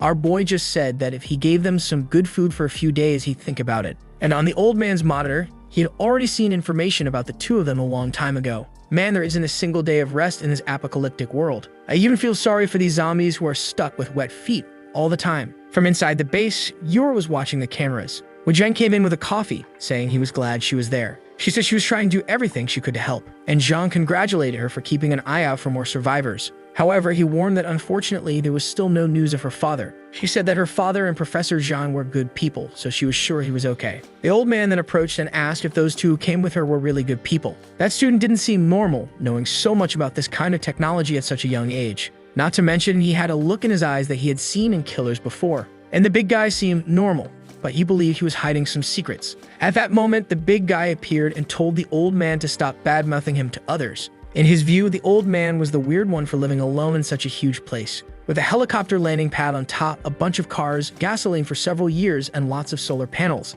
Not to mention the mountains of food. The old man yelled, saying the big guy didn't know anything. He had been feeling for a long time that the apocalypse was coming, which is why he had been preparing for a long time. He was there in his house, eating and living for free, and still had the nerve to speak badly of him. The old man also mentioned that his goal in this place was to save all of humanity. The two of them started fighting, and Yor told them to stop. However, at that moment, the big guy got hit on the back of the neck. Our boy just told him not to move. He drew a little bit of blood, and Zhao Hang wanted to know what that was for. He just turned around and said that the zombies' mutation was going to start soon, so they didn't have much time. An even bigger disaster was about to begin, so it was best for them to prepare. The old man was startled by the talk of zombie mutation. Meanwhile, outside, those earlier friends were just watching the zombies. Man, I had almost forgotten those guys existed. He crouched down and told everyone that this place was surrounded, so they wouldn't be able to get out. One of them commented that the rain was heavy and the road was blocked. They didn't know what to do, and his friend Chiozing had fainted on the ground. The blonde guy said he unfortunately didn't know where Yi Bai had gone. There was no food in this building, so they were all going to die there. However, the blonde said there was still one way. He pulled out some pearls and showed them to everyone. The others remembered that this was what they had taken from the heads. The blonde said that out of curiosity, he had kept some of them in secret, and he recalled that the creatures that attacked them had said they consumed these. One of the friends asked if he was seriously thinking about eating that pill, and then one of them interrupted and asked what that was, pointing to the side. From the top of another building, purple smoke was rising. The blonde wondered why there was a tornado in that place. Meanwhile, back at Zhang's house, our post-apocalyptic mechanic was deep in his production. Zhao Hang commented that he had been there for a few days and had no idea why he was so focused. Zhang quickly said that he was probably creating equipment to fight against the zombies, and maybe several of them would turn out like that black-spined creature and the other one of fire. Zhao Hang said that if that happened, everyone there would die. After all, they didn't seem to have any weapons in that place. The old man explained that he only wanted to create a shelter, not a war zone. Why would he need weapons? But suddenly Yor came running and called for them. She said she saw her father on one of the cameras. The three of them immediately rushed out, and he asked where she had seen him. She sat down at the computer and said she saw him at the east entrance. She even saved the video and told him to take a look. On one of the cameras, you could see her father covered in zombie entrails blending in with the crowd. The old man said that from his movements, it didn't seem like he had turned into a zombie. Meanwhile, her father took advantage of the situation and ran away in disguise. The big guy said it was amazing how her father had managed to survive like that. And the old man realized that if the zombies weren't attacking him because of the smell, maybe it was something worth researching. Then Yor asked what they were going to do, and Zhang seemed to hesitate. He explained that the weather was really bad right now, and Yi Bai didn't seem to want to leave. Zhao Hang told her to ask Yi Bai personally, because maybe he had created something incredible. But the scene cut to him saying no. He still hadn't finished, so there was no point in her trying to rush him. And he told her not to bother him beyond the times they brought food. The big guy said he was already exaggerating and should at least try to comfort her a little. Our boy then asked why the big guy didn't go rescue her father himself. He was a bit confused by that. But then he saw that our boy had apparently made him a gun and a blade. Yi Bai explained that he had put his blood on them so he could use them. The big guy hesitated but managed to lift them much more easily than before. Yi Bai explained that these weapons with crystals could read his thoughts. However, just like how he controlled those light blades, he should be careful or he could run out of energy. Zhao Hang got excited, saying he had written everything down. Then he asked about the gun he had picked up, and our boy confirmed it. He explained that to fire it, you first had to wait for the gun to generate energy. The bullets were strong, but you had to aim carefully because you couldn't fire too many times. Zhao Hang got excited, saying this thing looked like a laser cannon. He ran out, saying he couldn't wait to test all of it. He ran out of the base into the rain, aimed upward, and shot a laser into the sky. He immediately started shouting that it was incredible. He prepared the blade, made a cut, saying that now he had the same power as Yi Bai. The old man was furious at the big guy for experimenting with everything, and Zhao Hang was thrilled, saying he was now invincible. He put on his boots and raincoat, saying that regardless of what zombie came, he could take them down. He looked at the camera and told Yue not to worry, that he would bring her father back in one piece. She was a bit worried and asked if he could really do that. The old man said that for now, they could only watch to see how long he'd stay so confident. He was wearing a headset, getting directions, and the old man explained that he had to go through the east. Unfortunately, that was the path toward the mountain, where there were no cameras, so he had to be careful.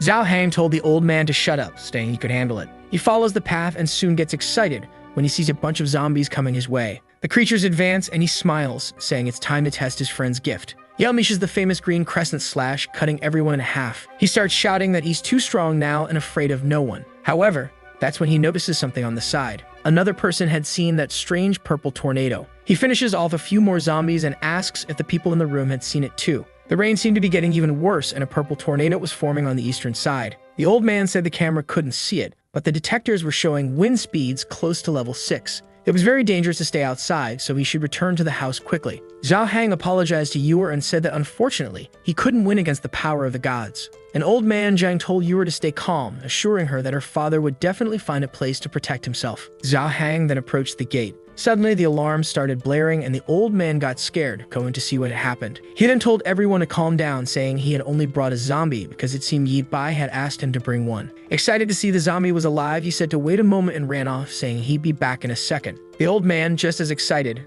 noted that it was still alive. Alive is a strong word for that creature. The old man praised the big guy who got all excited, and Yue was happy to see that they seemed to be getting along better. Meanwhile, Hibai was in his production phase. Man, the boy had already completed all the mechanics for the arm. The rain continued for a while until finally the sun started to break through in this cursed apocalypse. As usual, the zombies went crazy when they saw the sun. Man, they went so wild they all started transforming. Out of nowhere, the creatures turned red and began jumping onto buildings. There was a poor little girl all happy that the sun had come out, until one of the big ones showed up and the creature was face to face with her. Her father heard a scream and immediately went to see what had happened. The whole family became a meal. Now the zombies had really evolved, jumping and invading everyone's homes. There was no longer a single safe place in that building. The schoolmates of our boy were fleeing in desperation. One of them was about to be captured, but the zombie got hit on the back of the neck. Man, someone hit another one in the head. The albino appeared. He pulled out the pill and looked at his friends. They immediately recognized Feng, the blonde who had been thinking about eating the pill.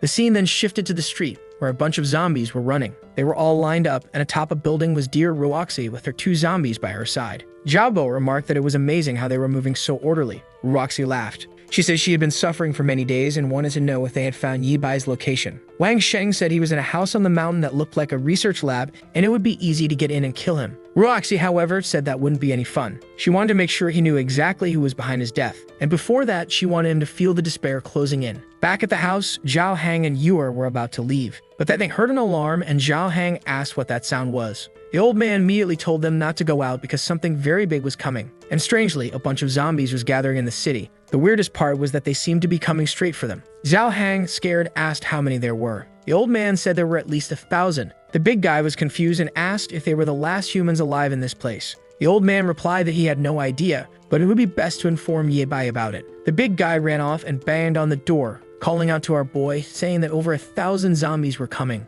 Our boy said the professor had already told him. The big guy, excited, asked if he was ready to kill them all. Our boy replied that he was not ready at all. Scared, the big guy then asked how he was going to deal with these creatures. Yi Bai said he had told them to hurry up and start learning how to handle these situations. He still hadn't finished his research, and if this guy was the real Professor Zhang, he knew that the 2 of them together could solve this. The big guy said none of what he was saying made any sense, but Yi Bai stayed silent and continued working. With that, the big guy left, saying that in the end he could only rely on himself. He climbed a tower, and when he looked down, he was shocked. The horde was already at their doorstep. He already figured that even the walls of this lab wouldn't withstand a group that size. He ran to the car, saying he couldn't let them gather around. The old man was scared, wondering what he was planning. The big guy said to open the gate because he had a strategy, and if it didn't work, everyone had better escape from this place. Yo-Yue screamed, but the next second, he was already outside. He passed in front of the zombies, pulled out his gun, and fired the laser. With that, he wiped out the first group. He was excited because there were so many creatures he didn't even need to aim properly. He kept shooting and blowing everyone up.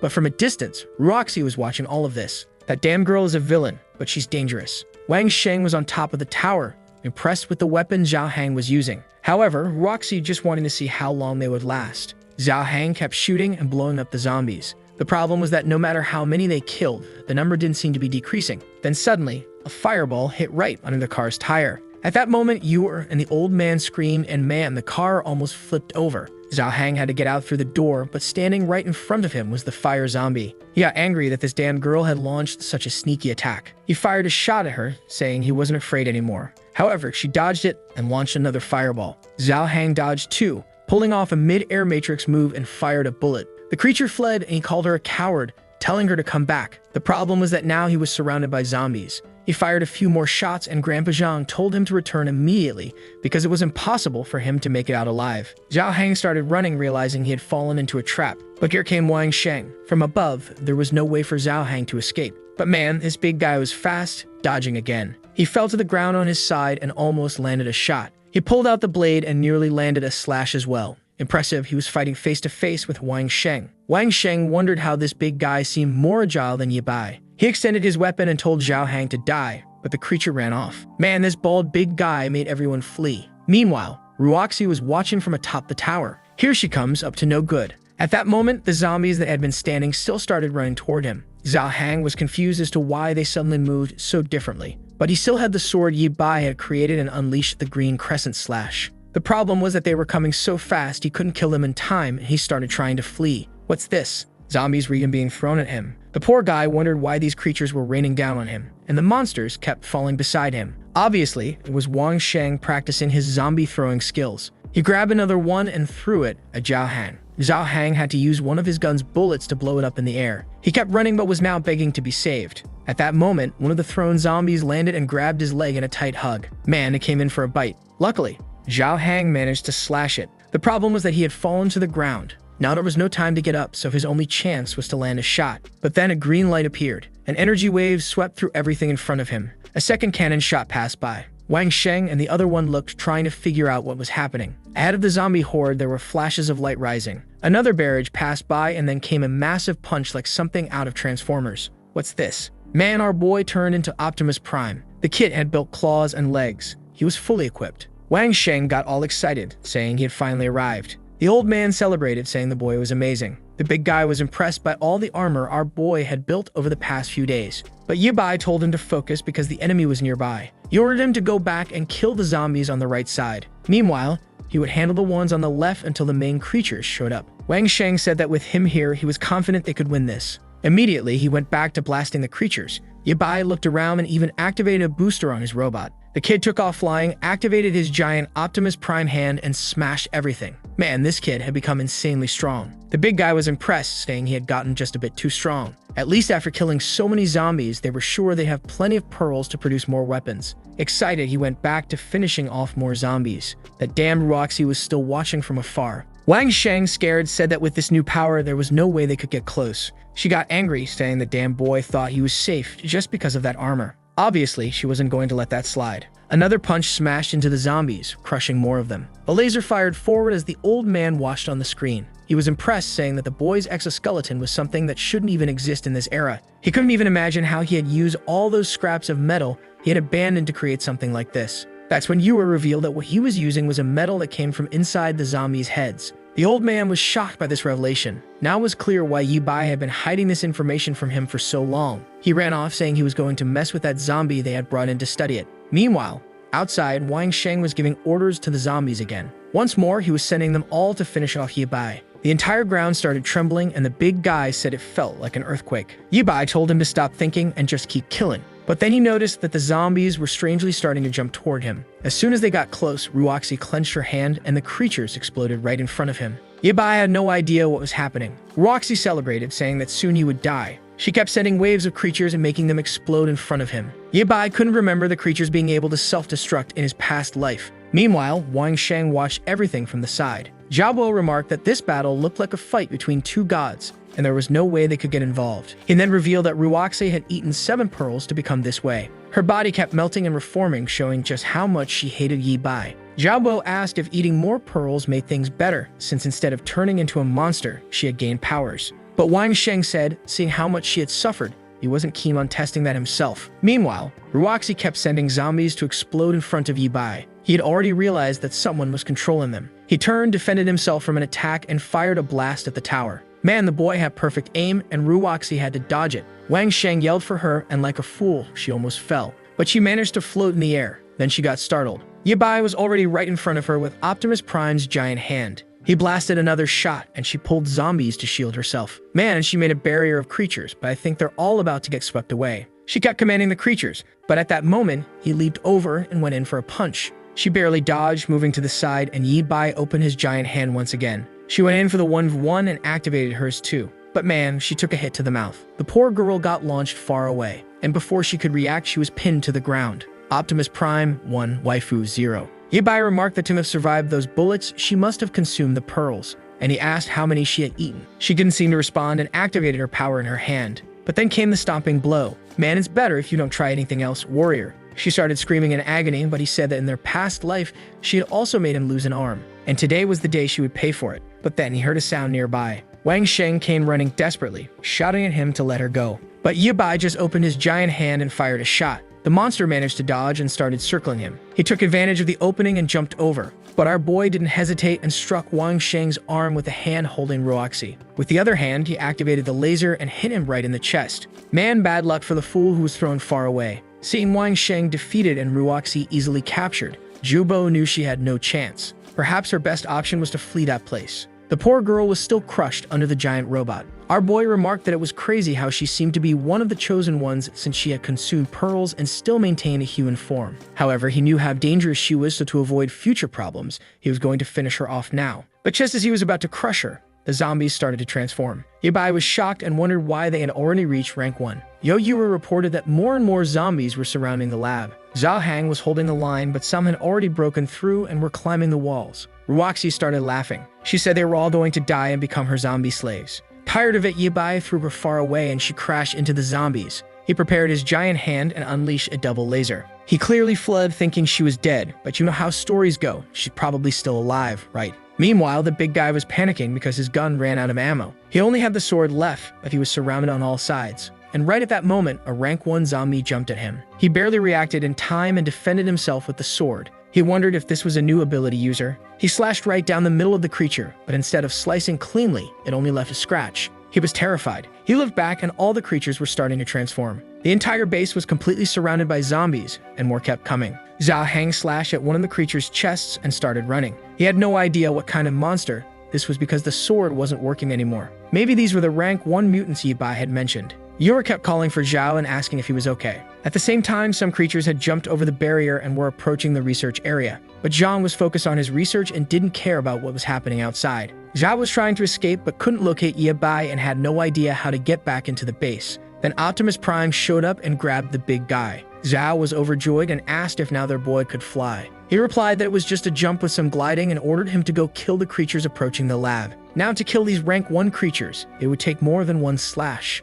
But you should be careful because these creatures were much more agile than before. The big guy collapsed on the ground, exhausted, saying he could finally breathe a little. At that moment, Ye Bai jumped to the top of the gate, prepared the Optimus hand, and began evaporating everything in sight. The problem was that while he was clearing one side, the creatures were invading from the other. The big guy was exhausted, calling out to Yura, saying he was thirsty. He then heard something nearby and saw a creature approaching. It was getting close when he managed to grab the blade and stabbed it in the chest. Man, he threw the first one to the ground and ripped it in half. This kid doesn't stop and hit it again. Then Yura appeared, saying she brought the water he asked for. She asked if Zhao Hang was okay, and upon getting closer, remarked that this zombie was different from the others. Inside the creature's head, he found a red pearl. Meanwhile, Professor Zhang finally found what they had been talking about. Even though the stone was dull, you could see a strange green light within it. The question remains whether humans become mutants because of this metal, or if the metal forms when they turn into zombies. He was eager to uncover all the secrets of that material. Meanwhile, outside, our boy was cleaning up the place. He killed one here, smashed 2 more there. A swipe of his hand, and he finally said it was over. He shouted from outside, telling the big guy to come collect the pearls because he had cleared everything. Zhao Hang gave a thumbs up, saying he was really efficient. Upon seeing the pile of dead monsters, the big guy complained that it would take forever to gather them all. He then turned to Ye Bai, saying that if he helped him gather them, he also wanted a mecha for himself. Our boy said he'd think about it later because now he needed to sleep. But then the old man came over to talk to him. He said it was time for Ye Bai to reveal all the secrets about that strange pearl.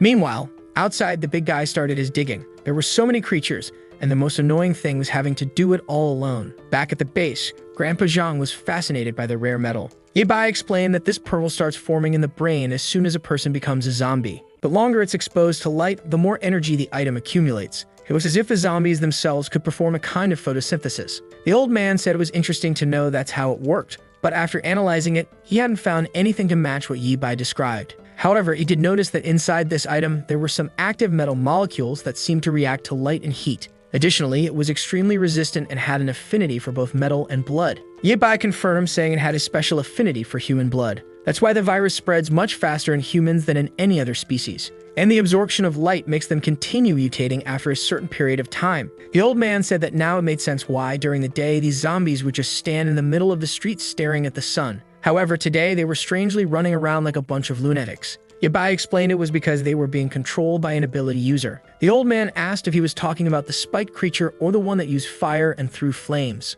Yabai explained that those two were normal mutants. However, the one controlling the zombies was a high-ranking mutant from his class named Ruoxi. The old man was confused, realizing that this item caused so many changes in the human body. Yabai said they had researched it for a while, and the only thing he knew was that if you consumed the item, you would undergo a mutation. Ability users had always been a threat, which is why they needed to be killed as soon as they were discovered. The old man was still confused by the item, the mutations, and now the rankings of zombies. He told our boy that he was sure his school didn't teach any of this, so where had he learned it? Yabai just said that maybe he could tell him in the future, but it would be more valuable if the old man figured it out through his own research. The old man then said he wanted to take a look at the new weapons Yabai had created. Yabai, exhausted, said it was fine as long as he didn't take apart the Mega because he was going to use it again. The old man left excited while Yabai said he was going to sleep because he was completely worn out. "You're just washed." Today, she wanted to ask our boy for help in rescuing her father. However, she knew that he had fought all day and must be really tired. So she placed a small blanket over him and sat beside him, thinking about how much she missed her father. The sun was already setting.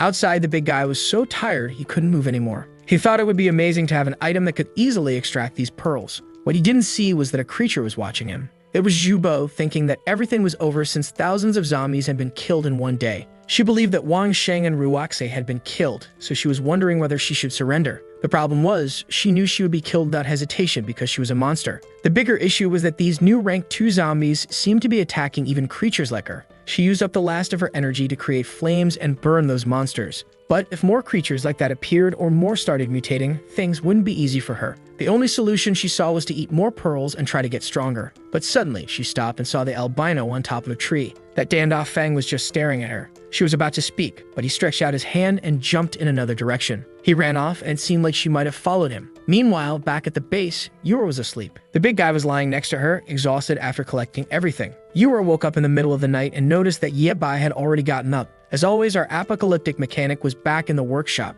With his blowtorch in hand, he was at it again. The sun rose, and we were back at that convenience store from the beginning. Yura's father slowly approached. He entered the store looking for her, but everything was destroyed. On one of the tables, he found a message she left saying she was going to find him. The problem was that now he had no idea where she was either. Outside, the place was filled with zombies. As usual, they stood still with glowing eyes, staring at the sun. Back at the base, a spiky Batmobile had been born, armored with 4 giant wheels. Obviously, the one who was going to drive already had a huge smile on his face. This Yabai is something else. The boy built an entire car in one night. The big guy, excited, asked if it was made of rare material and if it could transform into a mecha. Our boy said it was just a regular car, but he needed to know it had 2,000 pearls and 12 rank 1 zombie pearls. The big guy agreed it suited him perfectly and asked when they were going to go test it out. He was eager to leave and find Yura's father, but at that moment, she asked them to wait. She said this time she wanted to go with them. However, Yabai said that outside was full of rank 1 zombies, and she would die if she went. She said she had been following all their orders,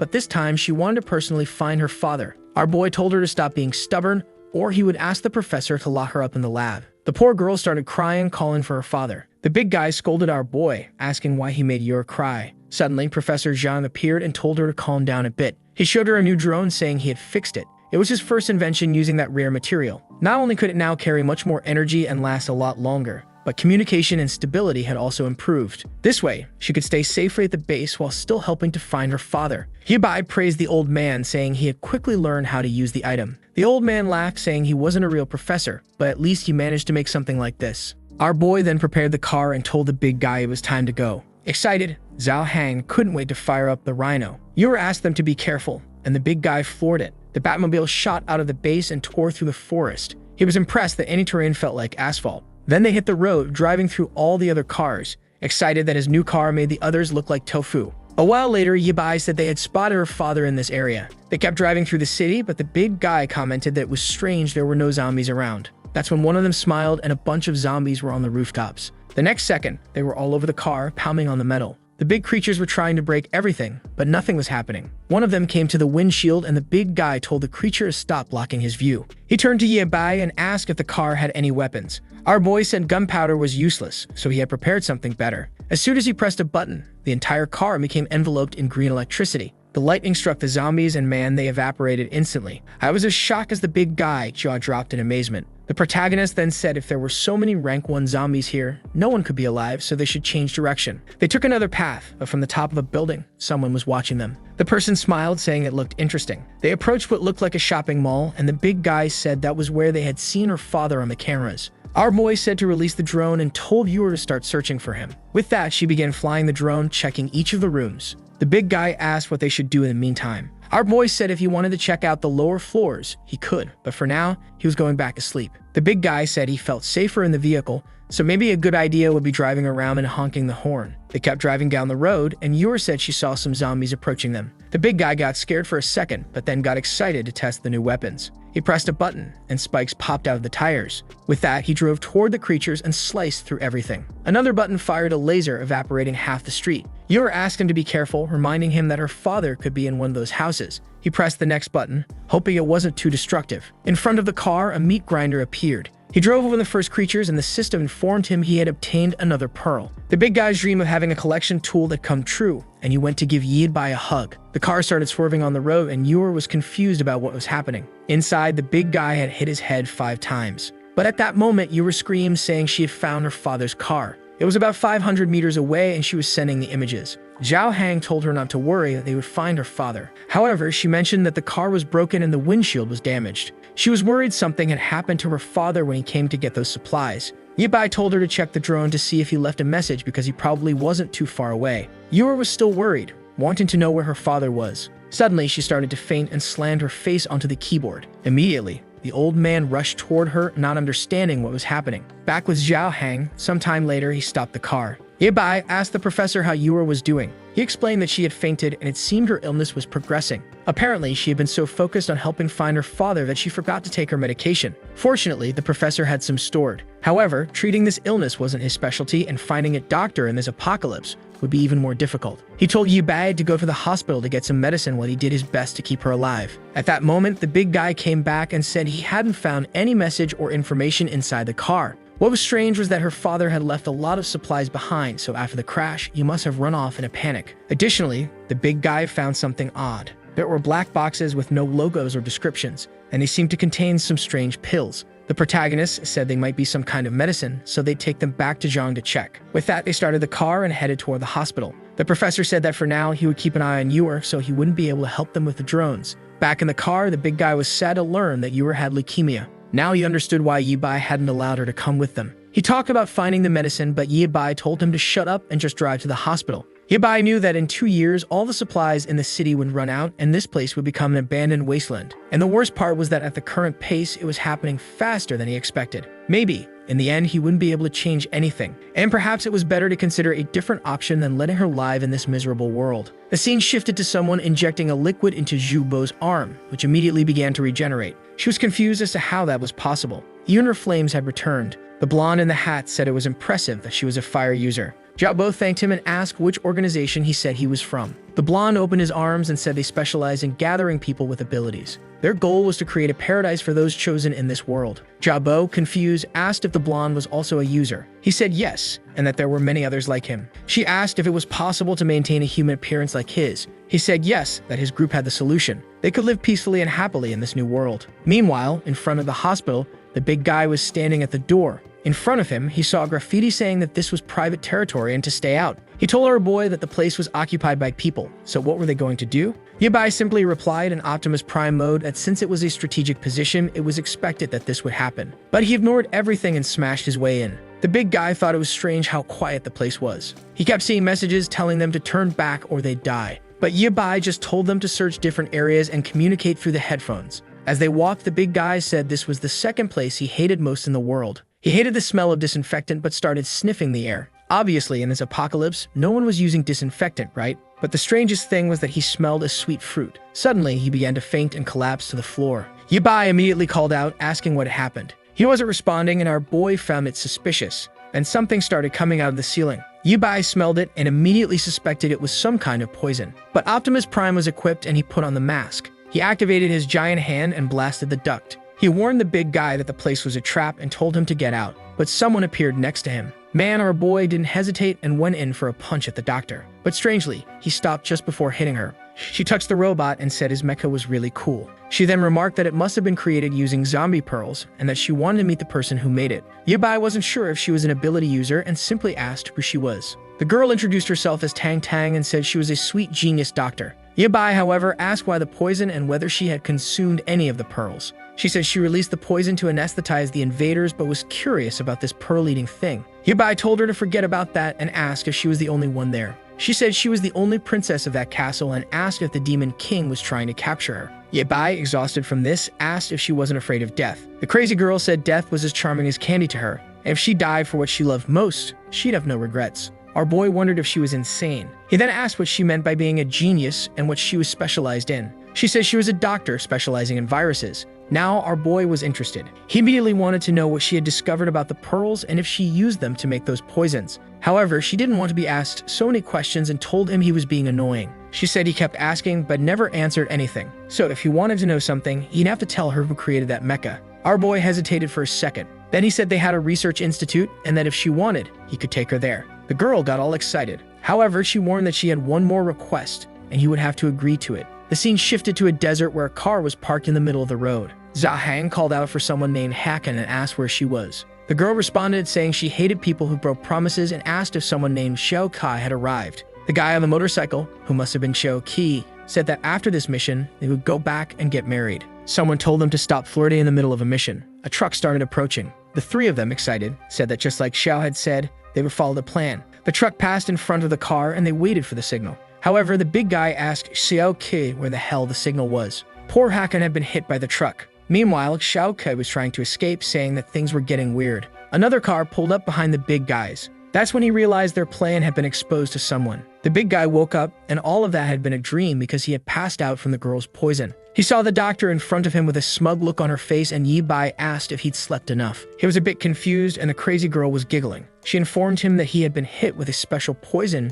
she created that put people to sleep for 3 hours straight. And the interesting part was that if she hadn't administered the cure, his body would have turned into a pool of blood. Yabai just told them to stop chatting and start loading all those items into the vehicle. Tang Tang politely asked Zhao Hang for help, but he wasn't too eager. Then she changed her expression and told him he'd better listen or he'd end up in one of those jars. The poor guy quickly grabbed the jars and got moving. She thanked him, saying they were true gentlemen. Meanwhile, Yabai wanted to know who she really was. He remembered the sweet poison from his past life. One of the main ways to fight zombies in the future was with this kind of terrifying gas. If this girl was one of the first to create such an item, it would be worth having her on the team and helping her develop it. At the very least, he couldn't let someone like her fall into the hands of another gang. A while later, everything was loaded. The car held way more than it seemed. She said it was very cute and that it looked like it had also been made using pearls. She remarked that it was perfect for a princess like her. The big guy asked our boy if it was really okay to bring along someone this crazy. Yabai replied that they needed her research on the medicines and her help with the trip.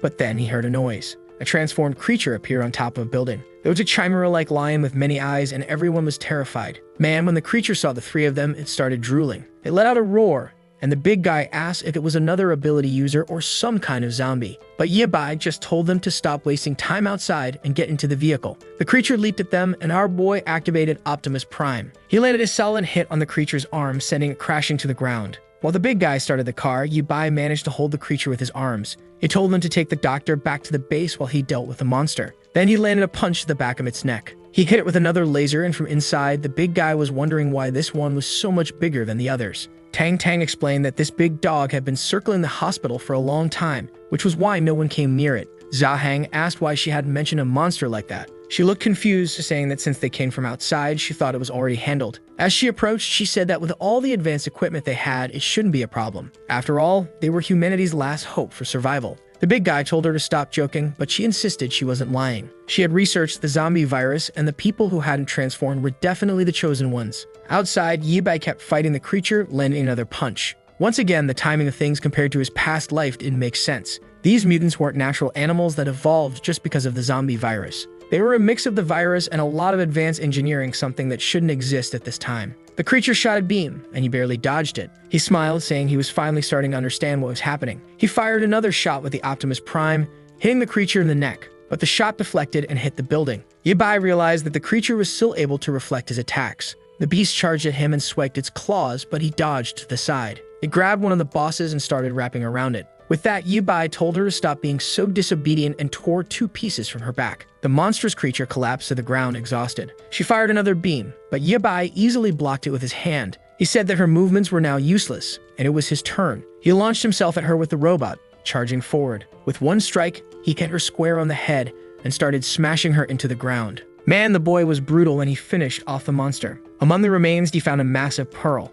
Our boy examined it in his hand and said that once he transplanted something like this, things would get much easier than before. Meanwhile, the blonde guy on top of the building was watching and said this was going to give him quite a headache. Yabai called the big guy, asking if they could hear him. Unfortunately, they were already too far and the signal wasn't working anymore. It was time for him to head back, so he started flying with the Optimus. As he passed by the buildings, he glanced to the side and saw the blonde guy. The blonde waved and said it was a pleasure to meet him. Man, Yabai immediately stretched out his hand and blew him up right in front of him. The blonde appeared on another building and asked if Yabai had some kind of prejudice against ability users. Yabai didn't hesitate and sent another explosion his way. But the blonde said he wasn't interested in fighting him. He teleported onto the robot's arm and said he was just there to deliver a message and wouldn't take long. Yabai crushed him with his hand. The blonde said if he wanted to chat in that position, it was fine with him. He then introduced himself as Song Bin and invited Yabai to visit him in the Northern District. Yabai continued crushing him while the doctor said he was interested in calling the medical girl. However, when he looked at his hand, the guy had disappeared.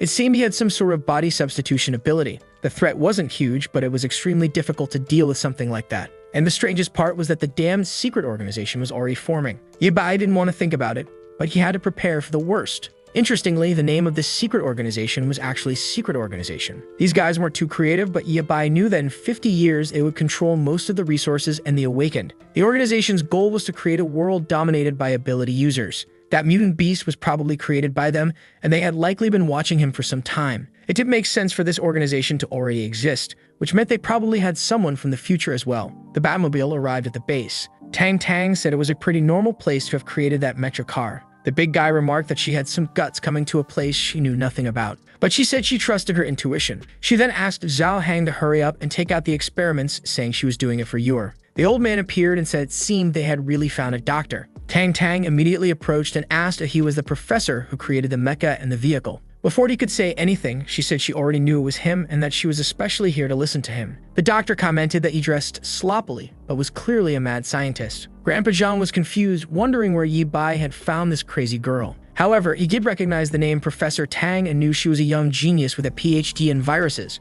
She said she was honored and was clearly flustered. Meanwhile, the old man wondered how a girl like her had survived, but she just said to cut the small talk, adding that she was there to research the pearls with him. He was impressed that she had one of the pearls and praised her, saying it was amazing that she had created the mecha and the car. She called it Black Gold and asked if he had come up with that name. Now, Grandpa Zhang wasn't sure if he should reveal that he wasn't the one who created any of it, especially since it seemed she knew less than he did, and as far as he knew, Yabai wanted to keep it a secret. He then spread his arms and told her they could work together because he had made some new discoveries. However, first, she needed to help him with something else. The scene shifted to the medical room where Yura was lying in bed. A while later, Tang came out and the professor asked how she was doing. Tang took off her mask and asked if Yura was his granddaughter. The old man said not exactly, but he considered her as such. Tang made a hand gesture, and the old man asked if that meant the girl was okay. Tang said no, so the old man asked if it meant she had 3 years left. Tang corrected him, saying she had 3 months. She had seen many people with the same illness and had no idea how the girl was still alive. Her body wouldn't accept any treatment in this state, and the worst part was that there wasn't much they could do. Zhang asked if she was telling him to accept that the girl was going to die, but Tang said maybe they could use that.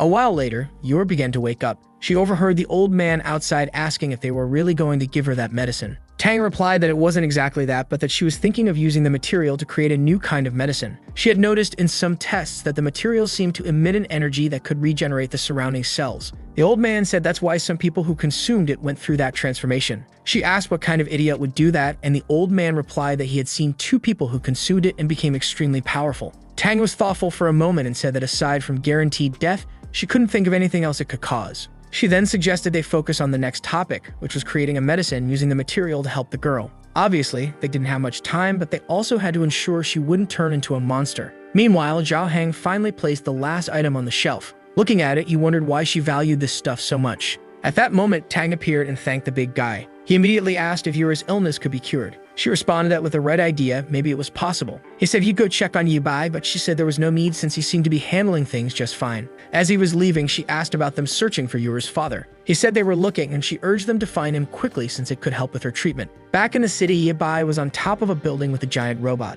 The sun was blazing and he hadn't found Yura's father. He decided to fly around and search for water until he found a shopping mall and decided to go inside. He broke the glass and found himself in front of a pool. Obviously, even though there was water, it wasn't drinkable. But he heard a strange sound and started to approach. Suddenly, something strange rushed past him, and he quickly aimed with the robot, firing a laser. Out of nowhere, the creature burst out of the wall and lunged at him. Man, the thing was huge, but luckily, his robot arms were huge too. He was confused by this new monster and readied his hand to fire, but the creature knocked him away. This time, Yi Bai slammed into the wall. He cursed the beast and fired again, but it dodged easily and came at him from the side. Yi Bai tried to punch, but the creature was too fast and dodged again. It managed to land a hit, but Yi Bai grabbed hold of it. He yanked the creature to the side and slammed it into the ground. Once again, he activated the laser and hit it right in the neck. The monster fell off, revealing a woman emerging from it. Man, now these creatures were shooting lasers too, and Yi Bai was shocked. Meanwhile, out on the street, the big guy was looking for Yi Bai. He couldn't find him until the drone activated. It was Yura, asking if they were still outside. He told her to rest more and let them handle the searching, but she said she couldn't sleep and felt better working with them. He told her it was fine, but not to push herself too hard. With that, she reactivated the drone and continued searching. But soon, she found something strange, and the big guy asked what it was. She explained that a strange group of zombies was heading toward the construction area. They wondered if there might be survivors there. That's when she saw a girl lying on top of a container. He saw through the camera and said he recognized her. Yura asked how he knew her. The big guy explained that she had been captured by that guy before, but at some point she escaped, and they never saw her again. Yura said they had to help her, and the big guy immediately activated the car's claws, saying it was obvious. He plowed through the zombies, cutting them all down. The girl seemed confused. Yura told her to look for a chance to jump into the car. Zhao Heng continued smashing everything in his path. He got closer to the container and told the girl to get in. She jumped into the back, and Yura said it was time to go. The girl slowly got inside, asking who they were. The big guy smiled and said they were the rescue team. Meanwhile, on the other side, Yi Bai was taking a beating as usual. Once again, he slammed into the wall and the monster came in for the finishing blow. But Yi Bai covered his face, knowing he couldn't look at it. The problem was that his face cover had been damaged in the previous fight, so he couldn't use it again. The creature prepared an attack that nearly hit him. He fired another laser, but the damn thing was too fast. Once again, he got hit by its tail. He fell into the pool like an idiot and realized he had been careless. He sank into the water and the creature activated another strike. The problem was that now he couldn't move his body. Spikes began to pierce the pool and he wondered if he was going to die there. But at that moment, a light shone and the creature took a hit to the eye. Man, it was the big guy in the Batmobile, saying that the apocalyptic rescue team had arrived. The creature seemed confused. It changed its mind and tried to flee, but Yi Bai's giant hand grabbed its tail. He asked where it thought it was going. He tossed it back into the water, delivering a punch, and told the big guy that if the creature started looking at him, just blast it with a laser. The big guy said he understood. Before the creature could do anything, Yi Bai fired a laser into its stomach. The poor thing collapsed to the ground, trembling. He grabbed its head and demanded to know what this mutant was doing there. He wanted to know if she had been sent by the organization to kill him. The girl just stared and he told her to open her mouth or he'd crush her head. At that moment, she reacted when he mentioned the secret organization. Lena became desperate, saying she didn't want to go back to that place. The big guy asked how this girl had also turned into a monster. At that moment, the monster recognized the girl in the car and started calling her Lena. Yi Bai told her to stay still or he'd finish her off. Lena got out of the car and began asking if the creature was Annie. The creature under Yi Bai's hand kept calling out to her. The big guy mentioned to Yura that maybe she was another person transformed by the black material. Lena approached and asked her sister how she had ended up like that. The girl explained that she had undergone experiments by an organization. She had no idea of the pain she was feeling. Yi Bai then told her to move away, saying he'd end her suffering. But Lena begged him not to kill her because, even transformed, she was still her sister. Yura stepped in front of Yi Bai and asked him to wait a moment. Yi Bai warned her to get out of his way or he'd smash that drone. Yura pleaded, saying they had just reunited and he couldn't take her life like that. But the protagonist argued that someone transformed had an extremely unstable mind, making it too dangerous to leave her alive. Even so, Lena wouldn't move and kept crying with her sister. Yor begged Yi Bai to at least let them talk to see what would happen. But Yi Bai reminded her that this creature had merely killed him and there was no way he'd let her walk away alive. However, the big guy suggested Yi Bai thank Yor because if it weren't for her, it wouldn't have arrived in time. With that, Yi Bai began to retreat. He let go of the creature and walked away, calling them a bunch of idiots. The monster stood up and asked if they were from the secret organization. Yor said no, that they were just walking through the city looking for survivors. Annie then explained that after the transformation, she managed to escape. However, the organization kept sending giant dogs to hunt her down in this place. Yor asked why she had attacked Yi Bai, to which she replied that she was scared and thought he was part of the organization. She approached Lena, saying it was good to know she was okay, and that she had no intention of hurting anyone there. Yor seemed relieved and suggested that Annie join their group. They were studying zombies at a nearby place and maybe she could help. Lena asked if both of them could really be part of that, and Yor said it would be a pleasure to help others. The only problem, of course, was that the monster wouldn't fit in the car. Annie told Lena that she would follow her wherever she went. The big guy asked Yor if she was sure about bringing a monster like this back to their home. She confidently replied that they were just two sisters in danger and helping them was everyone's responsibility. Yi Bai just got into the car and sat down. Seeing this, the big guy said that since Yi Bai wasn't refusing, it was time to head back. So with the car, the drone, and the monster, they all left. The big guy was impressed that the creature could move as fast as them. A while later, they returned to the base. Naturally, the doctor and Tang were shocked to see the creature in front of them. They immediately asked Yi Bai what was going on. Lena introduced herself, explaining that she lived in the east. But when the disaster started, she and her sister got into a car and drove south. From the creature's head, Annie appeared.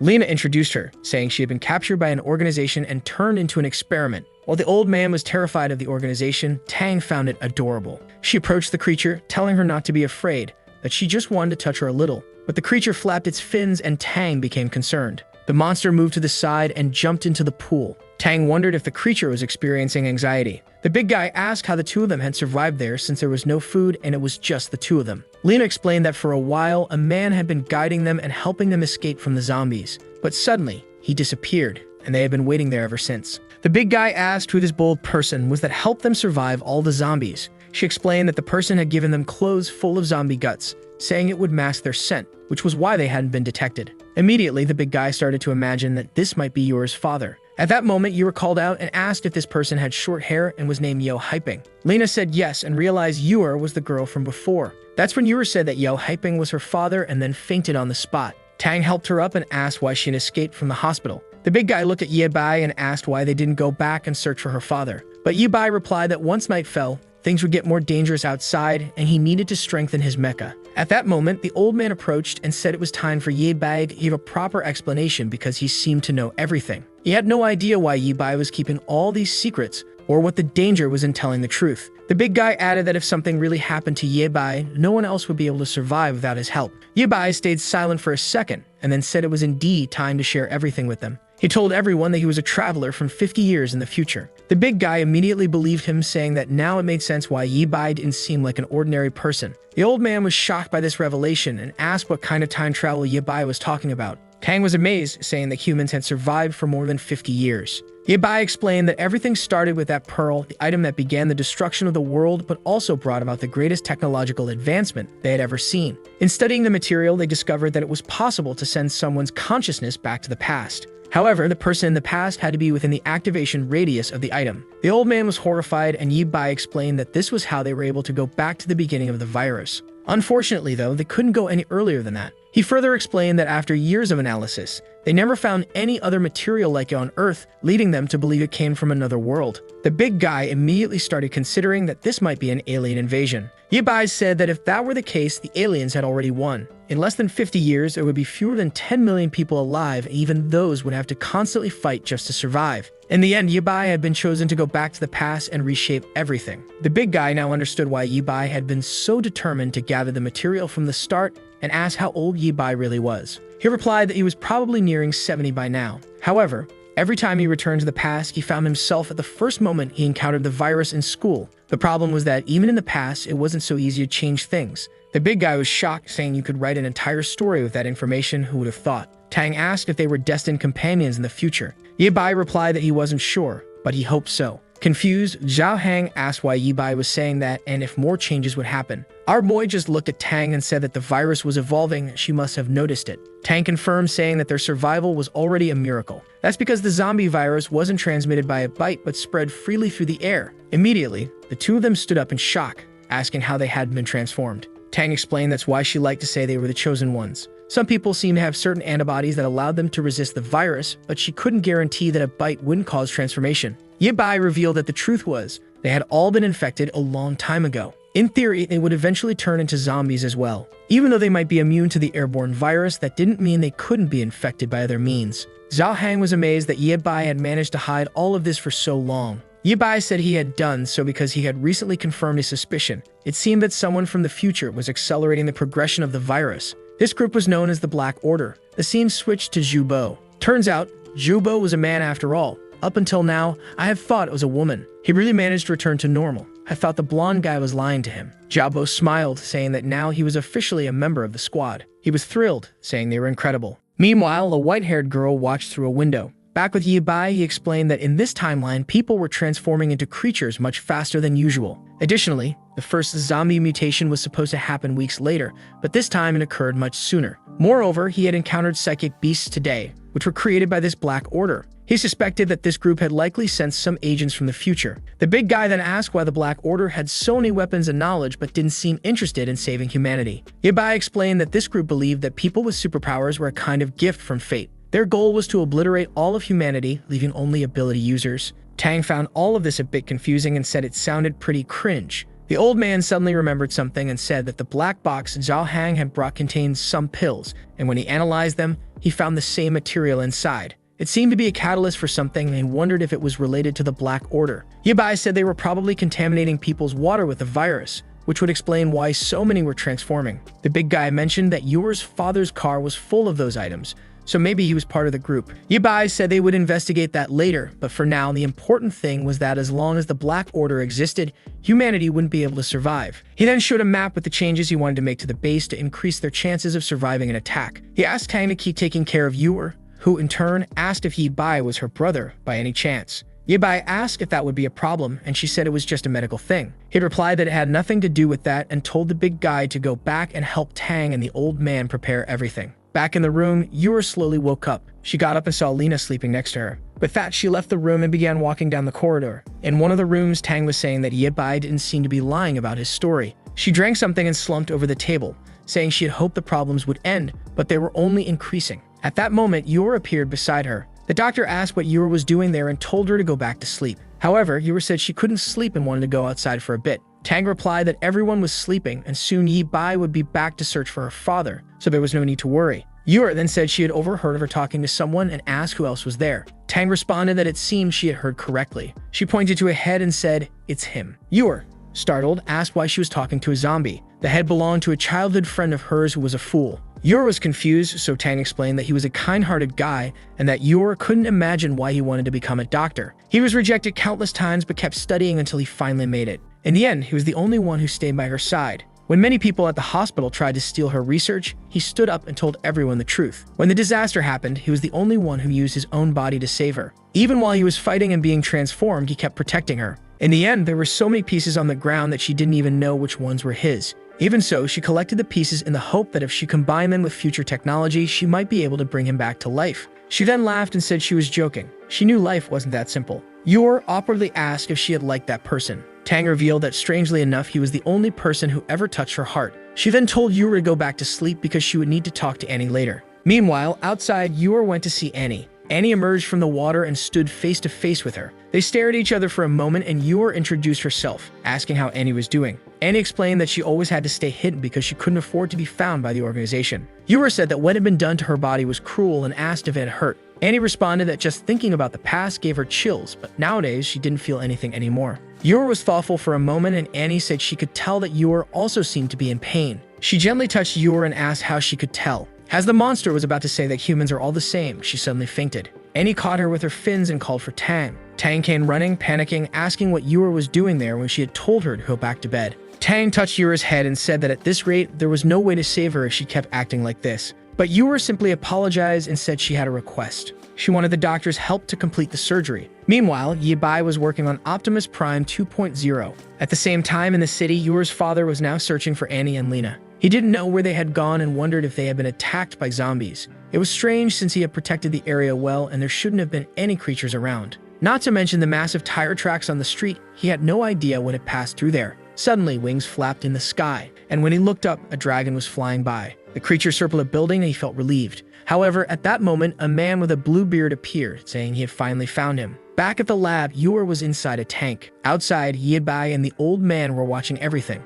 Zhang commented that he was unsure about using that item to try and cure her. But Yibai explained that they just needed time for it to work. He had gathered the right portion of the pearl's energy, and as long as Tang followed the formula, everything should go smoothly. Of course, some adverse reactions could occur, but at least she would be saved. The old man asked if they had done this many experiments in the future to know all this. Yibai explained that this type of cure was known as the Elixir of Immortality and was sold to the elite back then. While it was effective in treating diseases, the idea of eternal life was still a mystery since it didn't last long. The old man said that with a name like that, it sounded even more convincing. Yibai then explained that this was the last conservative option they had. After that, they would have to use the material entirely and see what happened. The old man then said that now everything made sense. That's why Zhao Hang was back out on the streets searching for her father. He warned Li Nen that the place was full of zombies and told her to check the right side. With that, she started deploying the drone but apologized because she wasn't very familiar with it. Trying to keep track of all those camera feeds was difficult for her, as she considered herself a bit of an airhead.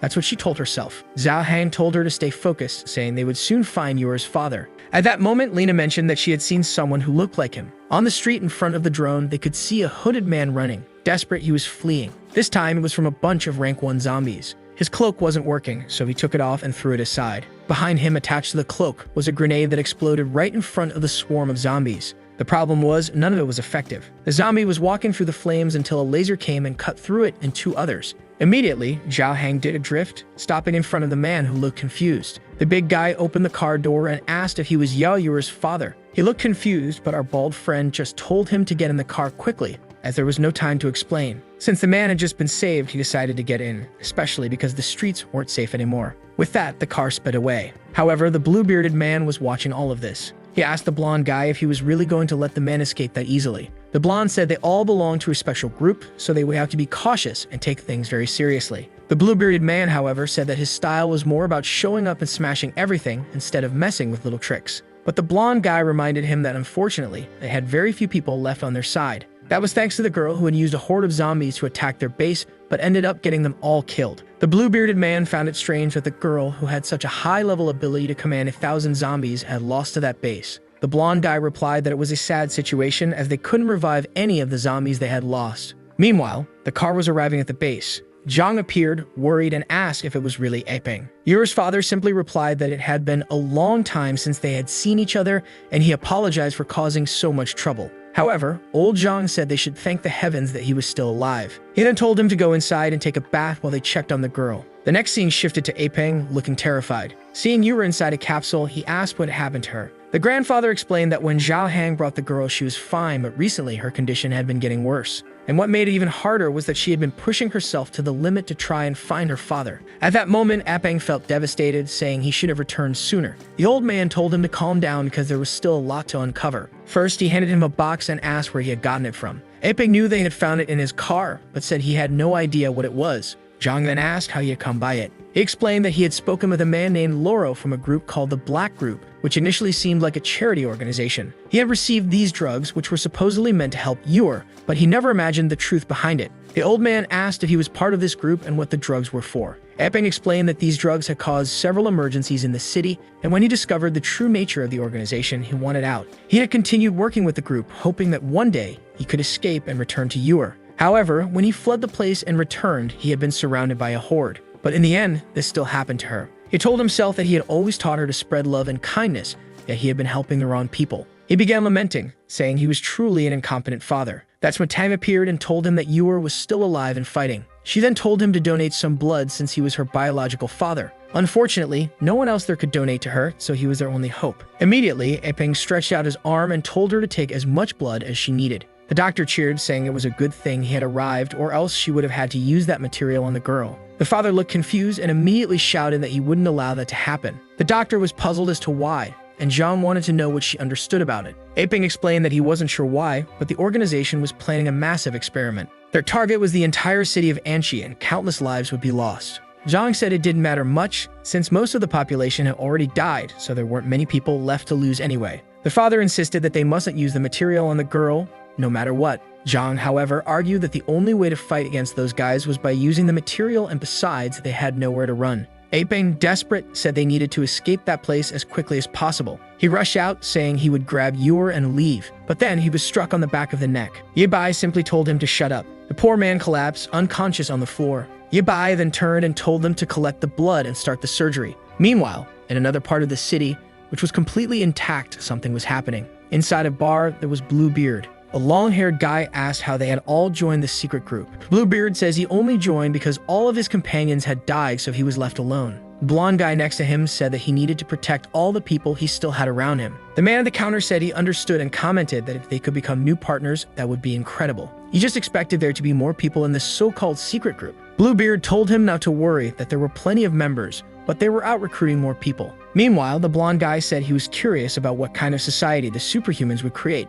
They didn't need to eat, could switch to combat mode, and weren't even afraid of zombies. However, he had the feeling it would be hard to get people to unite now. Bluebeard said he agreed with everything, and from now, they would just wait for the consultant's responses. But the blonde guy asked if he really thought it was okay to keep getting information from someone from the future. Without hesitation, Bluebeard said it was the best option since she knew everything that was going to happen. He told the guy, whose name was Yu Feng, that he had heard from the consultant that this blonde guy would become very strong in the future. However, Yu Feng commented that if Ye Bai also came from the future, why wasn't he interested in becoming a superhuman? Now that I've realized it, guys, this Yu Feng is that blonde friend of the protagonist from the beginning, the one who turned into the albino beast. Bluebeard said that Ye Bai wasn't doing so well and was just a coward who couldn't handle the success of others. However, the blonde guy said that the last time he saw the boy, he was completely different from what he remembered. Bluebeard laughed, saying that at least whoever wronged Ye Bai in the future would probably suffer in this life. But one thing was certain, they would need to kill Ye Bai since he was getting in the way of their plans. Someone then clapped and said that he had said everything he wanted to hear. It was the blonde guy with the hat, who said that the world Ye Bai wanted to create was completely different from theirs. For now, they were still trying to inspire the boy and create a change in him, but if he didn't accept it, they would obviously have to kill him. Everyone in this room had been born from the black gold. They had abandoned their old bodies and accepted a new rebirth. They needed to dive even deeper into the mysteries of this item to gain a power never before seen in this race. The guys even had a little slogan saying that the Shadow Squadron was eternal. These bastards also had 30 different names for God's sake. Back at the base, the big guy was sleepy, and our boy was fixing the car. He asked Ye Bai where his friends from the future were. Since they were younger back then, they must be kids now. Ye Bai just said that the present and the future had changed, so whether his friends were still alive was a mystery. Besides, in this life, he might never meet them again. The big guy then asked how he was going to rebuild the organization he wanted. Ye Bai said he didn't need specific allies, but rather people who shared the same vision. Confused, Zhao Hang asked what that vision was. Ye Bai then explained that the goal was to eradicate the black gold and the supernatural people and restore the proper order to humanity. The big guy said those were simple things to explain but extremely difficult to achieve. However, Ye Bai then explained what had happened to future generations who had become dependent on the black gold. To maintain their powers, they needed to create zombie concentration camps, where people would be transformed to generate more materials. The problem was that in a regime like this, the number of people kept decreasing. Those with supernatural powers didn't want to fight against it. His group was the last of the rebels who still tried to oppose that regime. Zhao Hang then remarked that for someone who wanted to eliminate black metal, Ye Bai was very good at using it to create things. Ye Bai explained that in order to eliminate it, you first had to understand it. As soon as the enemies were eradicated, they would also get rid of any equipment they had created. Zhao Hang commented that it was amazing that Ye Bai followed such a serious philosophy. But Ye Bai said not to praise him too much because if it weren't for his allies from the future, he would have given up a long time ago. And if it weren't for those who saved his life, he would have already been a zombie himself. Sometime later, Apeng woke up in the upstairs room. He commented that lately, the weather had been a bit strange. Zhao Hang said they should at least be happy that the rain had eased up. However, Apeng wanted to know if they really weren't going to escape that place. Zhao Hang commented that according to what Ye Bai had said, the group had already spread across the entire world, so trying to escape anywhere was useless. The father then said that he knew Yor wanted to stay because the way he had raised her made her too innocent. But Zhao Hang replied that after everything she had been through, she was certainly capable of making her own decisions and having her own thoughts. She was much stronger than he imagined, and besides, it was she who had requested the surgery. Apeng said he knew that, but he couldn't help but worry. Zhao Hang then mentioned that in the past, he had also worried a lot about his own son, to the point where they fought and his son ran away, not wanting any more contact with him. Unfortunately, it was only after his son disappeared that he realized they had never forgiven each other. Apeng asked if his son was still alive. Zhao Hang said he wasn't sure and that it remained a mystery, especially because he knew the boy wouldn't want to see him. However, they had to leave the past where it belonged because it was time for them to end this storm. Meanwhile, outside the base, a giant robot stomped on the ground. Man, our boy had created Optimus 2.0. The big guy was in shock, saying this must be the ultimate mecha. Aping just said that if the guy from the faction wanted to find him, then he would make sure that wish was granted. That's because he didn't like the idea of letting him proliferate so easily. He extended his arm Iron Man style to the big guy, saying his job was to take care of the place while he was away. He told him not to worry, that anyone who came there would be eliminated. Yi Bai told him to keep taking good care of Yor. As soon as the big guy agreed, he activated the thruster and flew off. The fool stood there watching, saying it was amazing. Meanwhile, in another part of the city, the blonde guy was just observing everything. The whole group was watching and they knew it was Yi Bai. It was insane that he had created a machine like that in such a short time. Apparently, the consultant really knew who the best people were, and it was time to start with a plan. Bluebeard, excited, said he couldn't contain his excitement. The blonde guy then said he would let him start the show. Immediately, the creature began to transform. His hand turned red, something came out of his back, and man, he turned into a flying horned monster. At that moment, he took off, and it was bad news if he was heading toward the base. Inside, Apeng was conducting some experiments. Zhang was talking to Yor's father through the computer, saying that Zhang's compatibility was perfect. Apeng thanked him and said that in the past, he would have had to work his whole life to afford such surgery. It seemed they were going to perform a stem cell transplant. Apeng said he didn't know how to repay them, but Zhang told him to just focus on the cameras to avoid enemy attacks. Apeng agreed and resumed his search. Suddenly, a purple energy ball approached and exploded above the base.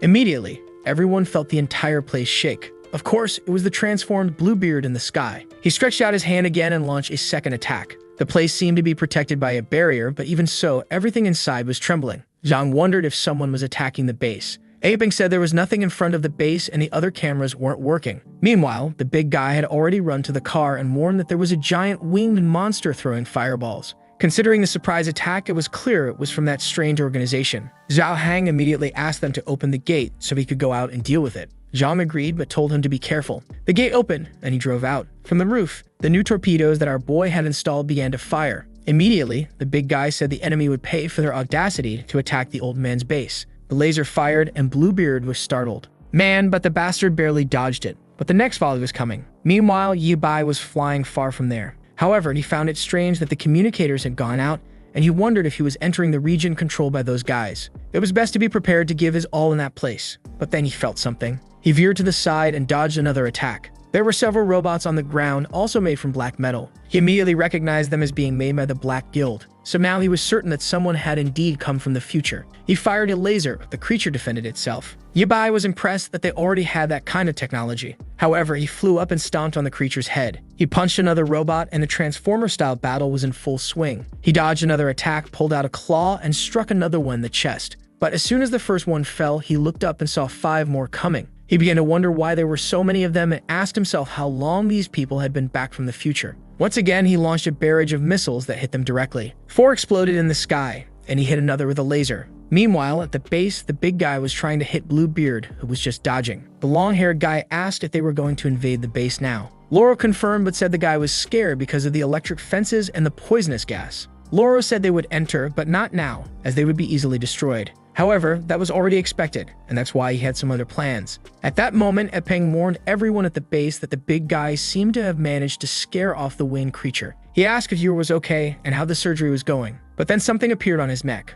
A lot of blood spilled out and he fell to the ground. Immediately, the blonde guy emerged from his corpse. He said that blood mark was perfect for being placed on him. Even better, because it seemed he was in the control room. Meanwhile, outside, Zhao Hang was having a blast. He launched another barrage of torpedoes toward Bluebeard. The creature tried to escape by flying but realized it couldn't and turned to cast a spell. It managed to blow up some of the torpedoes, but a laser hit it squarely in the hand. Man, this guy exploded and it fell to the ground like trash. The big guy was excited, saying the car's combos were amazing. Slowly, he approached the big creature, which started forming another fireball. It slammed into the ground, launching a barrage that flipped the tank over. The car began to roll and Bluebeard said this was where things would end. He leaped toward him and with both feet grabbed the side of the tank. He then moved closer, saying it was time to open that can. However, the big guy, unafraid, opened the door right into his jaw. He pulled out his pistol and prepared to fire. The monster tried to dodge but still got hit in the shoulder, causing him to stumble backward. Man, if you thought the big guy would stay in the car, you were wrong. He slid down the hill and threatened the guy. At that moment, Bluebeard said he now understood why he had been sent to that place.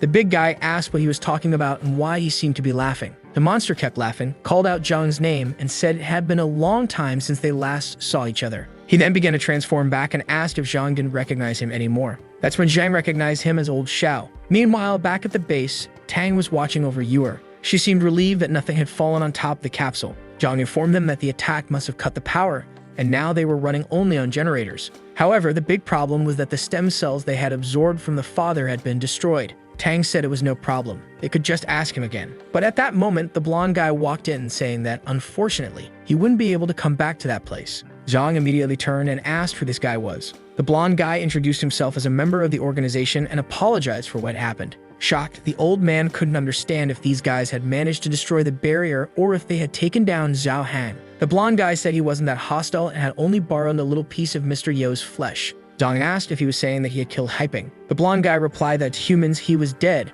but now he would become a zombie, which was even more magnificent. He then told Dr. Tang not to worry, as they weren't going to hurt her. But Zhang ordered him to leave, saying no one was going to help him. The blonde guy then said it seemed Ye Bai had told everyone everything, but maybe they shouldn't trust him completely. After all, from what he had heard, this Ye Bai was someone who abandoned others when he needed to save himself. Meanwhile, our boy was slamming the giant robots into the ground. He looked to the side and saw two more approaching. Nearby, a girl was watching him. This girl was definitely one of those who had also come from the future. Our boy finished off another robot and some others started shooting at him. He easily defended himself, turned around, and finished off the other two. They were slowly evaporating, but he found it strange that these creatures were too weak, as if they were just basic construction robots. Then a gate began to lower. Inside, there was another creature. Two white legs stepped out and some sort of flamingo, peacock lion, or whatever it was appeared in front of him. He remarked that, at least in terms of style, this faction never disappointed. The creature let out a scream and immediately charged at him with a roar. Ye Bai managed to dodge, but she activated something in her stance and launched a follow-up attack that sent him flying out again.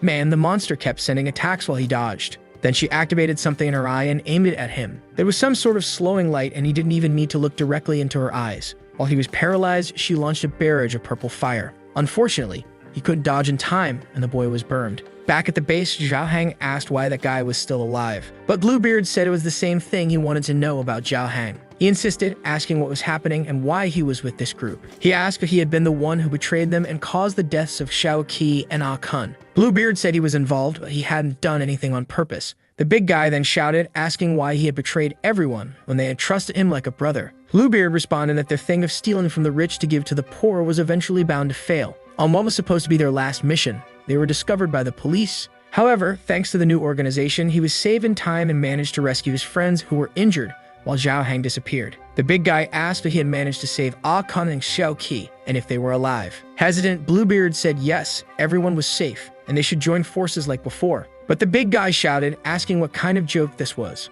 He already knew that the organization's plan was to eradicate humanity and create a world only for the transformed. Now he was sure that not only had Bluebeard transformed, but he had probably done the same to their two old friends. Bluebeard responded that the past life was behind them. They couldn't continue living like that forever. They had no identity and were hunted by everyone. But now, in this new organization, they were superhumans and could change humanity. At that moment, his tail got slashed. The big guy had hesitated but still cut off a piece of him. Once again, he demanded that Bluebeard tell him if Ah Kun and Xiao Qi were okay. Bluebeard's expression changed and he said that the big guy was just as annoying as always. He flew off and warned that if the big guy didn't want to talk, he would take him to meet them. Back at the base, the old man told the blonde guy that Ye Bai was strange, but he was sure that the boy tried harder than anyone else to protect Yuer. Stong pondered for a moment and asked how they were going to explain this then. Why was the little girl trapped in a capsule for creating superpowered people? He then said he understood that Ye Bai wanted to create psychics who would obey his every command, and it seemed like Ye Bai was hiding his identity as a mechanic very well. He then went to the computer and mentioned that these so-called apocalypse mechanics were fanatics for black gold. They were experts in experiments involving human bodies.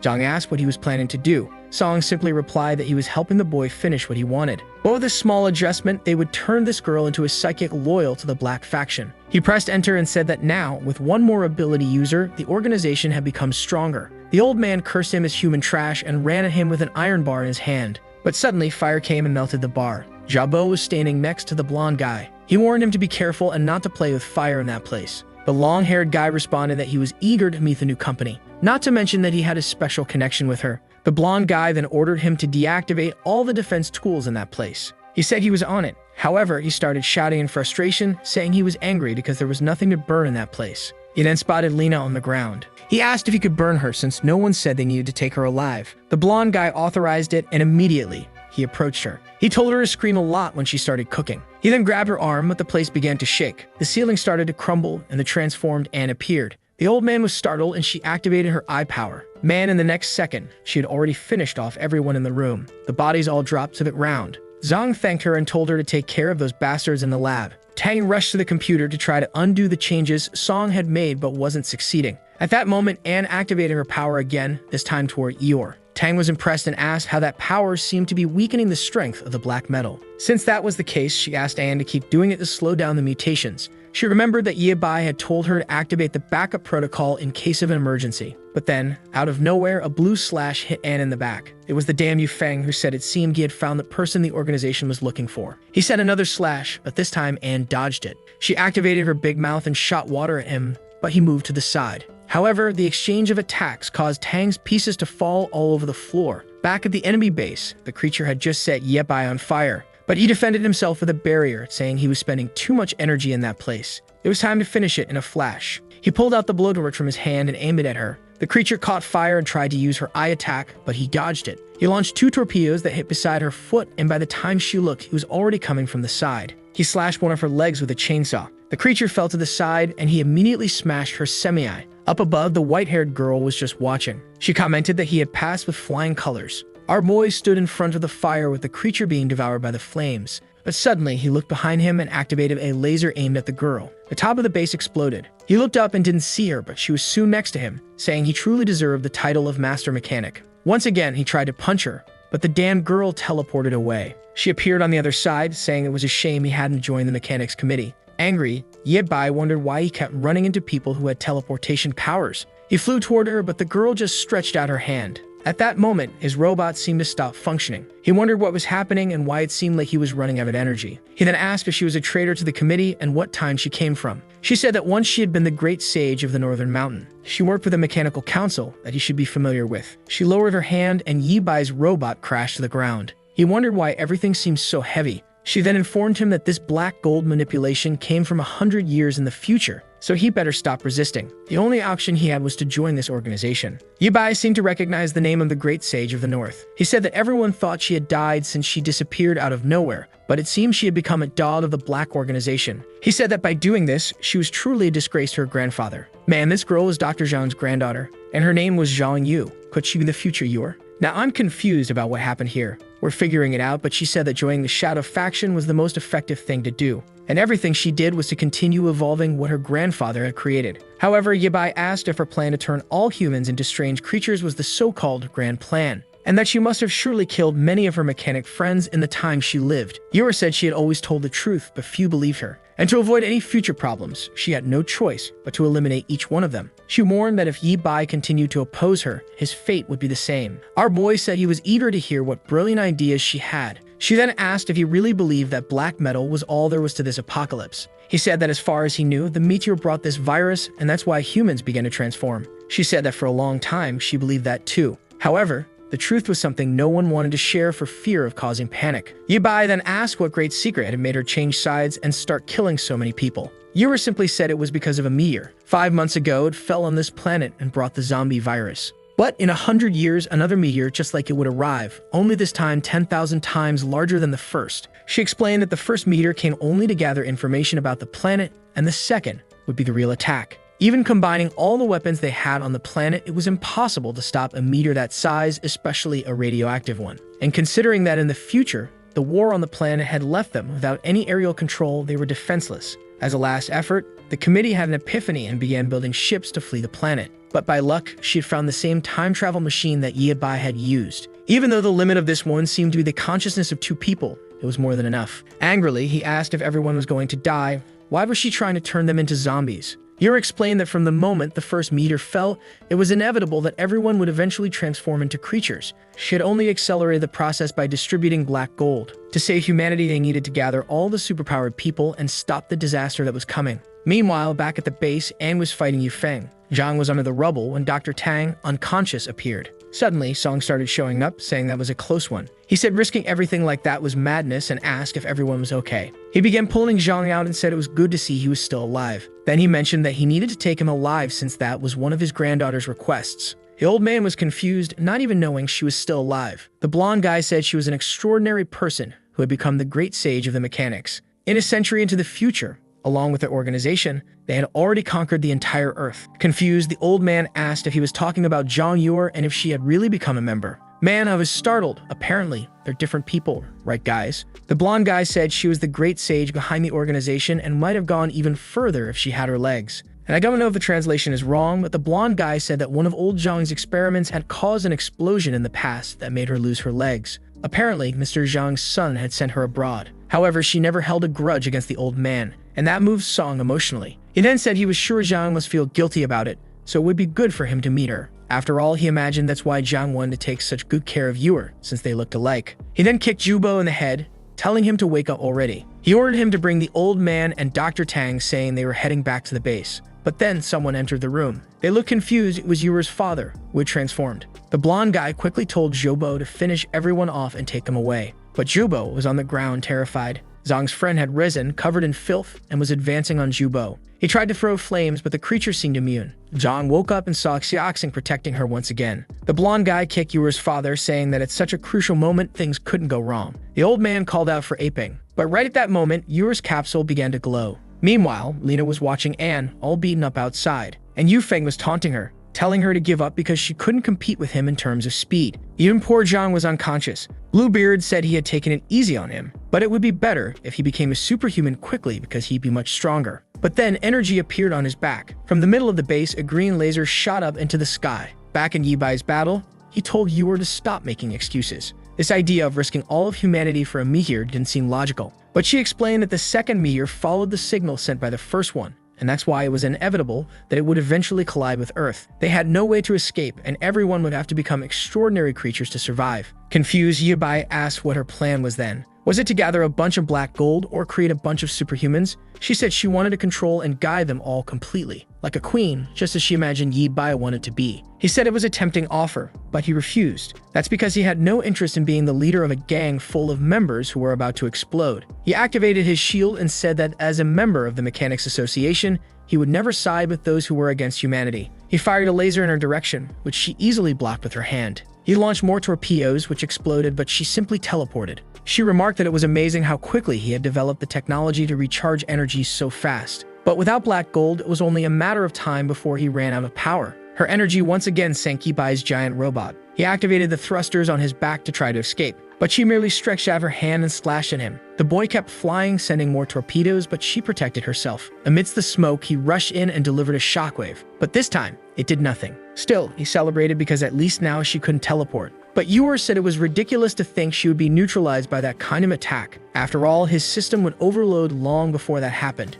Yi Bai insisted, saying that if he could take her to the next life, it would be enough. But Yuer asked that his priority wasn't self-preservation. He kept attacking, saying he would never be controlled by others. Yuer then asked why he had joined the Mechanics Committee. He replied that at least the committee could distinguish between the horrors of humanity. They believed in continuing to search for a way to save the people on this planet. But she pointed out that so far, all he had done was get revenge on Ruoxi. The protagonist said that was fine because he had 100 years to figure out something more. She kept insisting, saying he should remember humanity's greed. But then the voice said it was ready. Both of them were startled and Yuer appeared flying with a butterfly wing in the sky. Yi Bai immediately recognized her. He asked why she had become an extraordinary creature. Yuer said it was ironic for him to talk about resisting powers when he himself had created a creature. However, Yuer clasped her hands together and purple energy began to flow from the other girl. The power was heading toward her and Yi Bai wondered why the black gold seemed to be dissipating. She fell to the ground, questioning how this was possible. Meanwhile, Yi Bai was trying to understand how she was able to absorb the black gold. Yuer explained that she could completely extract the energy from any zombie and that she could help everyone. Startled, he said, however, that she didn't seem to be doing well. The little girl responded that she knew her body wouldn't hold out much longer, but she already knew this was inevitable, with or without the transformation. Yuer then said she knew she had found Yi Bai in the future. Confused, he asked if she could read minds now, but she only replied that now she could see that Yuer had come back to the past to help everyone. Yuer believed everything would work out if people received the support and encouragement they needed. That's what her father had always said, and that's what she believed in. She was sure they could unite and survive these challenges. That's why she was going to absorb all the black gold on Earth. She would leave the solar system and guide the meteor to another cosmos. Yura then told Ye Bai to take care, as the future was now in his hands. He raised his hands and cried out for Yura, but she was gone. With a like on this video that helps Mamoru make more juicy content for his viewers, activate the cheeky little bell, and I'm out.